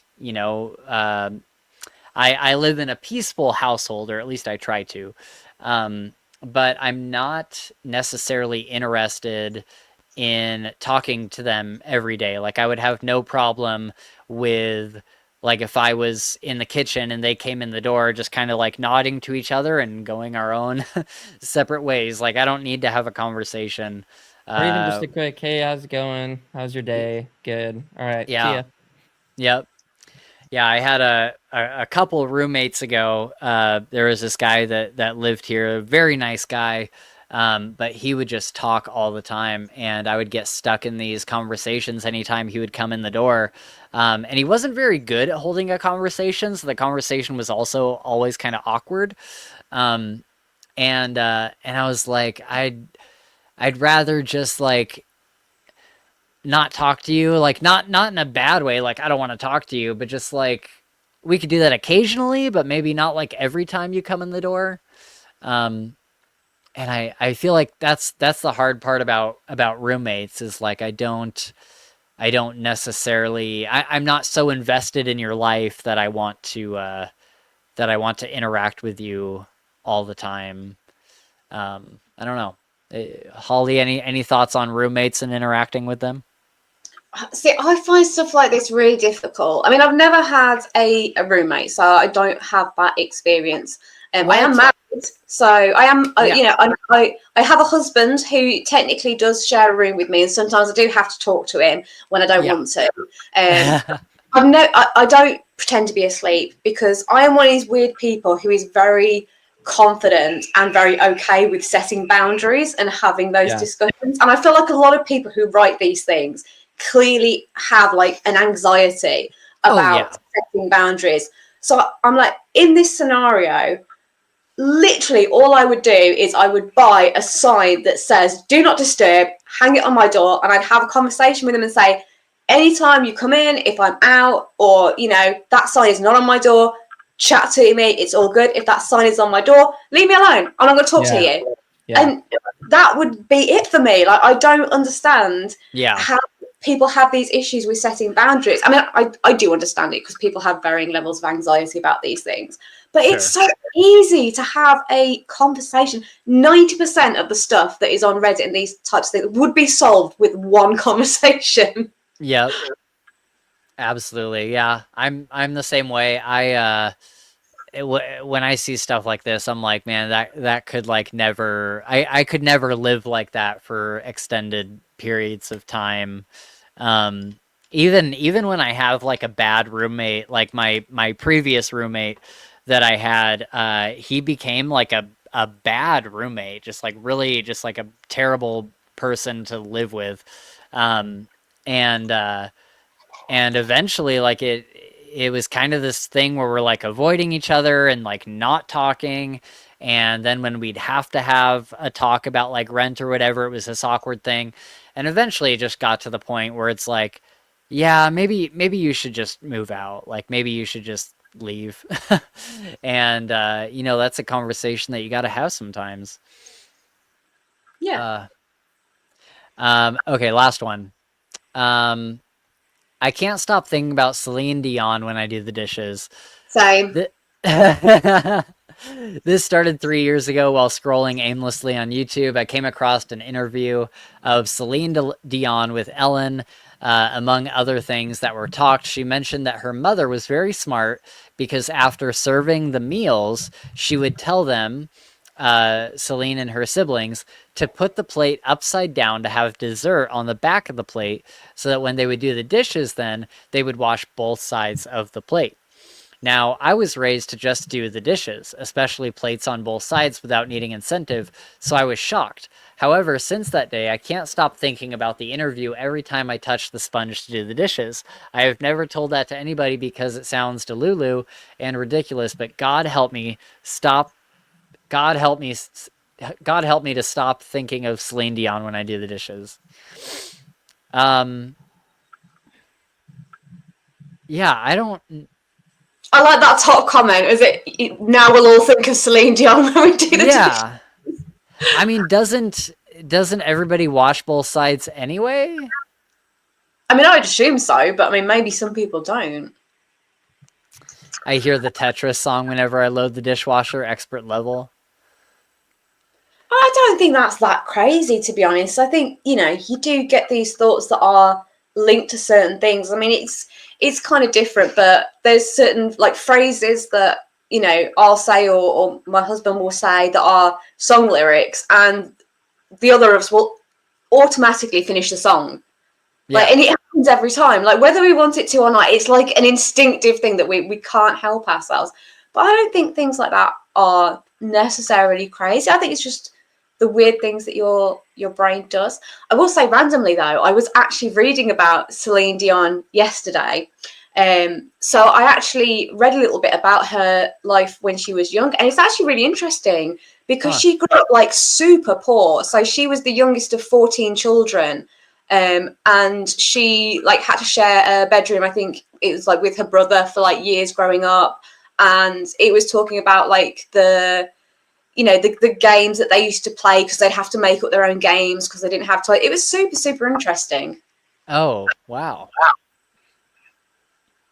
Yeah, I only know her from the best movie to exist, Titanic. Oh, Um, My heart will go on. Uh, but yeah, that's super interesting. I think it's I've never heard of this before. Switching the plate upside down to have dessert on the back of the plate. I don't really have. Do you guys have dessert after dinner? I mean, sometimes, not all the time. Okay. Yeah, I don't think I ever do. Like maybe I'll have like a midnight snack or something, but I don't. The the homeowners that I'm doing a project for right now, they have dessert. It seems every night with dinner because I'm usually working there, and they'll have dinner at like 3 or 4 or something. And you know they'll be eating, and then she'll come out with like a cake that she's made or something.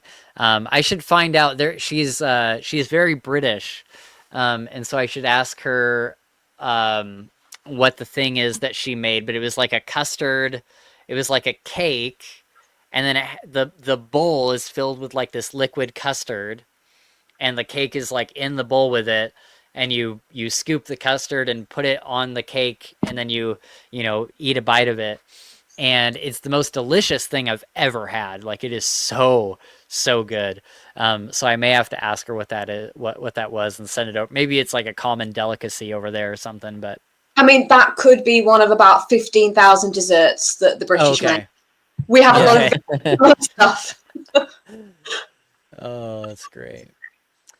All right. Well, any final thoughts? Any final topics that anybody wants to get off their chest or anything? Or are we pretty much? Oh yes. Yeah, Oh talk yes. video games. You Yes. promised me Okay. video game talk. What did you want to tell us about what you're playing? Me? It's Oh, Holly. Sorry. no, Gabe, you go first. I've talked loads. I was just gonna say I started playing Doom, the new Doom game. Yes. Did you download Yeah. it, Spencer? I'm going to today. I need to delete some stuff because it takes up about 70 gigs of memory. And I think I only have 100 gigs of space left. Dang, how many terabytes do you have? I think I only have 2, and I need Okay. to get more. Yeah. Because I think all the games I don't have that many games downloaded. I think they're all just like big RPGs, like the Oblivion remaster and stuff that's come out recently. Yeah. And so I need to just, I recently had to make in order to download Oblivion, I had to make the very difficult decision of deleting The Witcher 3. Well, you can just my thought process on that is like you're just removing the game from your file. You could easily re-download it with all your saves intact and pick up right where you left off. I know, but my brain keeps saying, no, you'll want to go back to that like next week. Like you'll want to go back to that in like a couple days. And then I never fucking do. Maybe I'm just spoiled with good internet. I don't know. Yeah. My internet's pretty good. It's not the best. But it's pretty, you definitely have better internet than I do. But like my downloaded games right now are Are they like how long does it take to download like a bigger game? Like, is it like an all day thing? No, it's like an hour or something. Oh, okay. Or Yeah. so. But like I have Remnant 2, Helldivers 2, Enshrouded, BioShock Remastered. I could probably delete that. I have Split Fiction. I have Alan Wake 2, which I probably need to either finish or just delete. I have Dragon's Dogma 2, which I need to either finish or delete. Fallout New Vegas, A Plague Tale: Innocence, and The Elder Scrolls Oblivion. And Atomfall. I need to either play that or delete it as well. But yeah, that's kind of my lineup right now that I have downloaded, and it just takes up so much space. And I'm sure I need to go through my downloads as well and download or delete any like when I download things from StreamYard, it goes into my downloads folder instead of going to my other things. So I need to go through and make sure I've deleted old podcasts and stuff like that. For sure. Yeah. Because I was going to say, I also have 2 terabytes and I've got like 28 games installed, and I still have a Jeez. terabyte left. What? How? Mhm. Okay, I need to look at my system and see what's taking up so much space. But Doom, how are you liking Doom? It's awesome. It's way better than the last one. Okay. Yep, way better. The movement is back to kind of more like Doom 64 style, which I think is really cool. Yeah, it's fun. I'm only a couple hours in, but it's really cool. It's very like melee focused, right? Yeah, no, there's a lot of melee, but you also get some sweet guns too. You are using guns. I thought you Yep. just had like a crossbow in your melee No, weapon. you start off with a shotgun, and then I just like unlocked like this really cool machine gun. But you also have this shield that you can like shield bash and throw at people, and you can punch them too and stuff. But Okay. super fast paced. The movement's really fun, jumping around like crazy, and yeah, it's cool. Okay, sweet. I'll definitely check it out today. Holly, what are you playing? So I was so excited because I replaced my Xbox about 3 weeks ago, I think it was. So I've got an Xbox One. I did briefly think about upgrading to something else, but I am old and set in my ways now, and I like what I like. But the best part of it was, I don't know if you have something similar over there, but we have a thing in the UK called CEX, which is the Computer Exchange Market. So it's one of those places where you can go and you can trade out your old system and you can buy a new one, and they give you like vouchers or cash or whatever. That's cool. But they sell games and they sell them super, super cheap. So you obviously, like, the new ones, you're still paying full price, but the older ones you can get for like, it would be less than $5. Like, oh wow. So I got a huge stack of new games, 90% of which were obviously Assassin's Creeds because it's me. I think I now have all of the Assassin's Creeds, which I'm really excited about. Although I will say, I don't know why I do this, but I bought all the Assassin's Creeds and I immediately installed the one that I've played the most. Yeah. So have you played Unity? Yes, I love you. Unity was that's my favorite. Massive inspiration for We Men. So there's actually I kind of wondered. Yeah, I'm going to say his name wrong, but Arno Dorian. There are do you remember in We Men that Vanguard has the broken pocket watch? Yeah. That is like my little tribute to Dorian from Assassin's Creed Unity. He's my favorite assassin. It's my favorite story. It's my favorite like city. Like I just think it's the best Assassin's Creed all around. The visuals, like aesthetically, is so good, and graphically, it's still got really good graphics. But yeah, it's by far my favorite Assassin's Creed game. Yeah, I would say that's. I don't think I have a favorite. I think I have a top 3. So I love Unity. Syndicate is up there again. Syndicate was an inspiration as well for me, and also recently the Odyssey, the Greek one. Yeah, that's my favorite. That's my favorite. My favorite one is Odyssey. Oh, it's so stunning. There is so much to love about it. But I think the thing I love most about it is, when you dive into the water and you swim, that if you're playing as the guy, you can see his pants. Like, that makes me laugh so hard every time. Like, that's so funny. I need to get out more, obviously. But. That's so great. I think I love Odyssey as a game. I think it's probably like one of my favorite games of recent years. Like I've gotten so into Odyssey. Matter of fact, when Gabe was visiting me last year sometime, maybe it was August or something, he and I just sat and played Odyssey for like a couple hours because I love that game so much. However, my caveat is that I say Odyssey is a really, really, really good action RPG game. It is not an Assassin's Creed game. Like, it's not like you don't have the Assassins versus the Templars and all that. Yeah, it feels like Assassin's Creed cosplaying as Prince of Persia to me. Yep. That's the vibe I get. But I think what I love about it is that out of the entire franchise, it's the one to me that feels most like a switch-off game. So with all the others, like Unity and Syndicate, I wore bash through all of the missions and the tasks and things, you know, particularly now because I've run them through a few times. Yeah.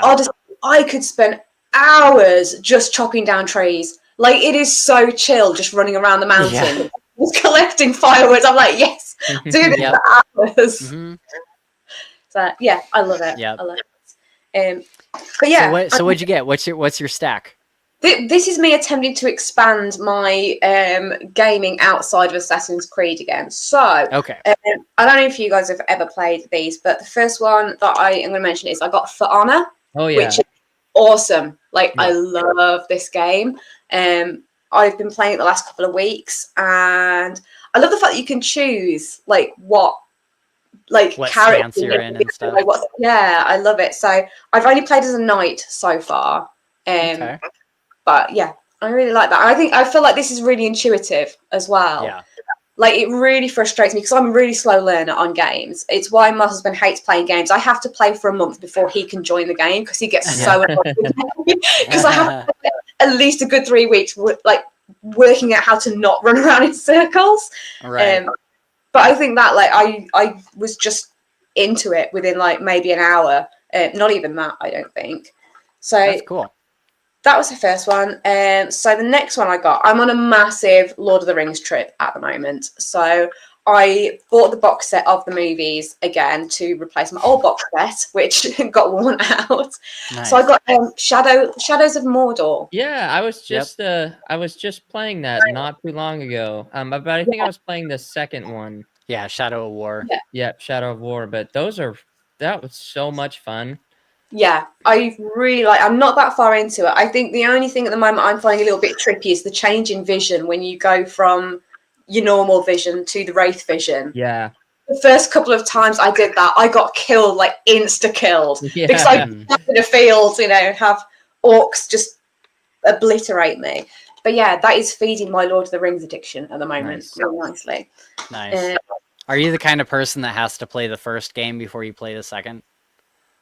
Not all the time. Generally, it depends. I mean, like something like Assassin's Creed, I think the first game that I played was about the third one in the series. Yep. And I've since gone back and played the others. Same with like Final Fantasy. I've only played, you know, a handful of those. I think I've just bought Final Fantasy 7 again. So I will do a playthrough of that. But I mean, I've never played the first Final Fantasy. Yeah. I might be missing out. I don't know. Well, yeah, the first Final Fantasies are like old games, like super ancient. Are you playing the 7 like remaster where it's all like 3D visuals and everything? No, it's like the standard like. Oh. Yeah, it's like a, you know, secondhand used copy that someone has sold. So. Oh, okay. But yeah, I will probably get to that one last because I think out of all of them, I know it's like almost like heretical to say this, but I think the Final Fantasies are probably one of my least favorites. Same. I like them, but I just get quite bored like really quickly. I find I just don't really like, and I think, you know, Baldur's Gate or Expedition 33 might change this for me, but I'm just really not a fan of like turn-based combat. Like I've never gotten into it. And so the only Final Fantasy that I've really like super enjoyed, and I haven't even bought it yet. I played like a 3-hour demo or something, and I just absolutely loved it, was Final Fantasy 16.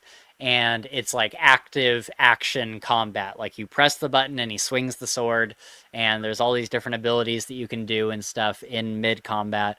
And so that's the one I've been waiting for it to go on sale, and I've been wanting to get the full game for a while now because I had so much fun with it.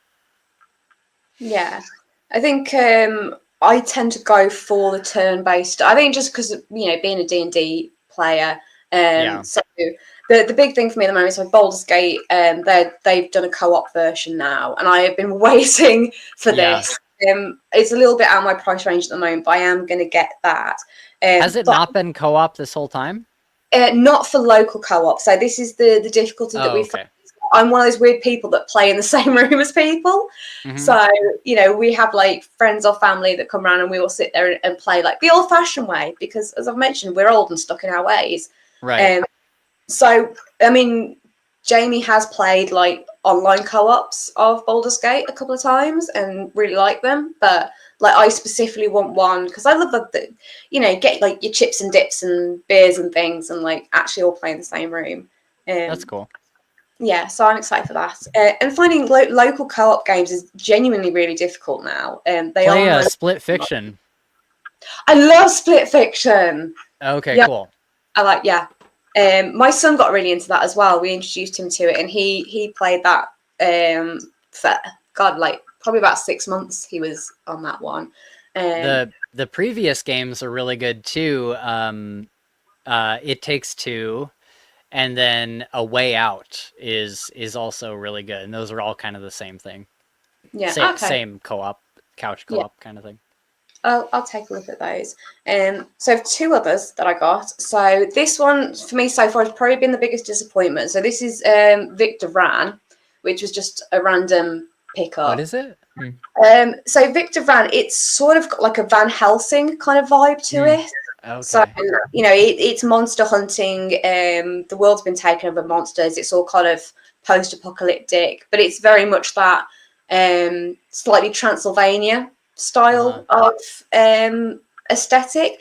It's not a bad game, but I just find it's a little bit too easy. Yeah, like it just feels like I'm leveling up too fast, and I'm not really having to like work for it. Right. So I think if people haven't played a lot of games before, it's probably a good one to start with, because you'll pick up like the general idea of looting and doing quests and things like that. But I think just for me, it's just a bit too. It feels too easy. It's like too much of an easy win. So, right. but it's not bad. It's not bad. And this is my last one, which I'm so excited about. So you can feel free to laugh at this because this does reveal a lot about my personality. This is Aladdin and Aladdin. So the reason for this is because this is one of the very first games that I got as a kid. So my parents got this for me when The Lion King came out, and me and my sister played it so much. And it's on the new Xbox? This Xbox One. Yeah, it's a port. Oh, okay. Yep. Yeah. So I got it, and since I've been playing it, I keep sending screenshots to my sister. Every time I get, I'm like, "Do you remember this bit? Do you remember this bit?" And it's just so nostalgic, and I love it. So funny. I'm so bad at it. That's the terrible thing. Like game for kids, and I am awful at it. I remember the Toy Story game from back then, where you're like side scrolling and running through Andy's room and all that. That was so incredibly difficult. It was such a hard game. I don't think I ever played Aladdin. But I can imagine, it's those old games can be tough sometimes for sure. Yeah, there's like a part of me as well. It's like, okay, I get that I couldn't do this when I was 10. I was like, but I'm in my 30s now. I should be able to jump over a giraffe. Right? Yeah, for sure. That's so cool. That's I was not expecting that to be your game of choice, but that's super cool that you're getting into that. Yeah, because you've got to have a bit of nostalgia. Yeah, it's fantastic. All right. Well, I guess that kind of wraps us up. I've been playing Elder Scrolls Oblivion. We've talked about it a lot. The new remaster. I'm so deep into that game. And I've been getting back into Helldivers. There's a big update on Helldivers now, where pretty soon we're going to be going to Super Earth and fighting there, probably next week. And so I've been ramping up, and there's all sorts of like weapon customization. Like you can level up your weapons and get new attachments and stuff now. That's cool. Yeah. So yeah, I've been getting super into Helldivers. But those have kind of been the two. Enshrouded just came out with a big update that I've been playing with Nova here. And so we're kind of working our way through the new update whenever we're both online and stuff. So that's kind of where I've been with video games. But all right, yeah, let's wrap it up there, guys, and Holly can get to bed. It's probably like 10:30 for you now, Holly, huh? Yeah, it's not too Getting far. late. Too bad. Cool. Well, we'll wrap up so you can get on with your night. And Gabe, if you want to play some video games later or something, we definitely can do that. Hank looks like he needs to go outside. So we'll kind of end everything there. But thank you guys for being here, Holly. Thanks for hopping on. It's nice to catch up with you every now and then. I reached out to RJ to try to get him on, and he was busy. And then I tried AJ Retker, and he was busy as well. So, but it was nice just to have a chill live stream where we just hang out and chat. Yeah, I was going to say I'm going to have to get you guys over on the Spotlight channel soon because I'm doing my own YouTube thing now. So I'm going to on my channel, and I'll put you under pressure and ask you loads of questions. Right. Yeah, for sure. Are you doing live streams, or are you doing like edited videos and episodes and stuff? We've done one live stream so far, and we are planning to do more. At the moment, it's just a case of time constraints because this thing, and I have new admiration for you guys now because this thing has become such a beast now because we've got the website, the YouTube, the socials, we've got everything now, and it's just it's taken on a life of its own. So, cool. It's just having that time and capacity to be able to do things like lives, but they are 100% on the cards, definitely. Cool. Sweet. Yeah. Have us on for a chat, and we'll talk about I don't know what topics you guys usually go over, but I'm sure we could figure something out. We'll think something. Cool. All right, everybody. Thank you so much for joining us today. We are going to wrap it up there. Don't forget that all of the links are down in the description. I will make sure, I don't think I did this before, but I will make sure that Holly's links are down there too if you'd like to check out We Men of Ash and Shadow or any of her other books. And I'll include the link for Spotlight Indie down there as well. But if you want to reach out to us, we got Twitter, Discord, Patreon, where you can see all of our episodes live as we record them, just like all of you were today. You get them well ahead of anybody on YouTube. So check us out on Patreon. But other than that, thank you guys so much for being here, and we will see you in the next one. Bye, everybody.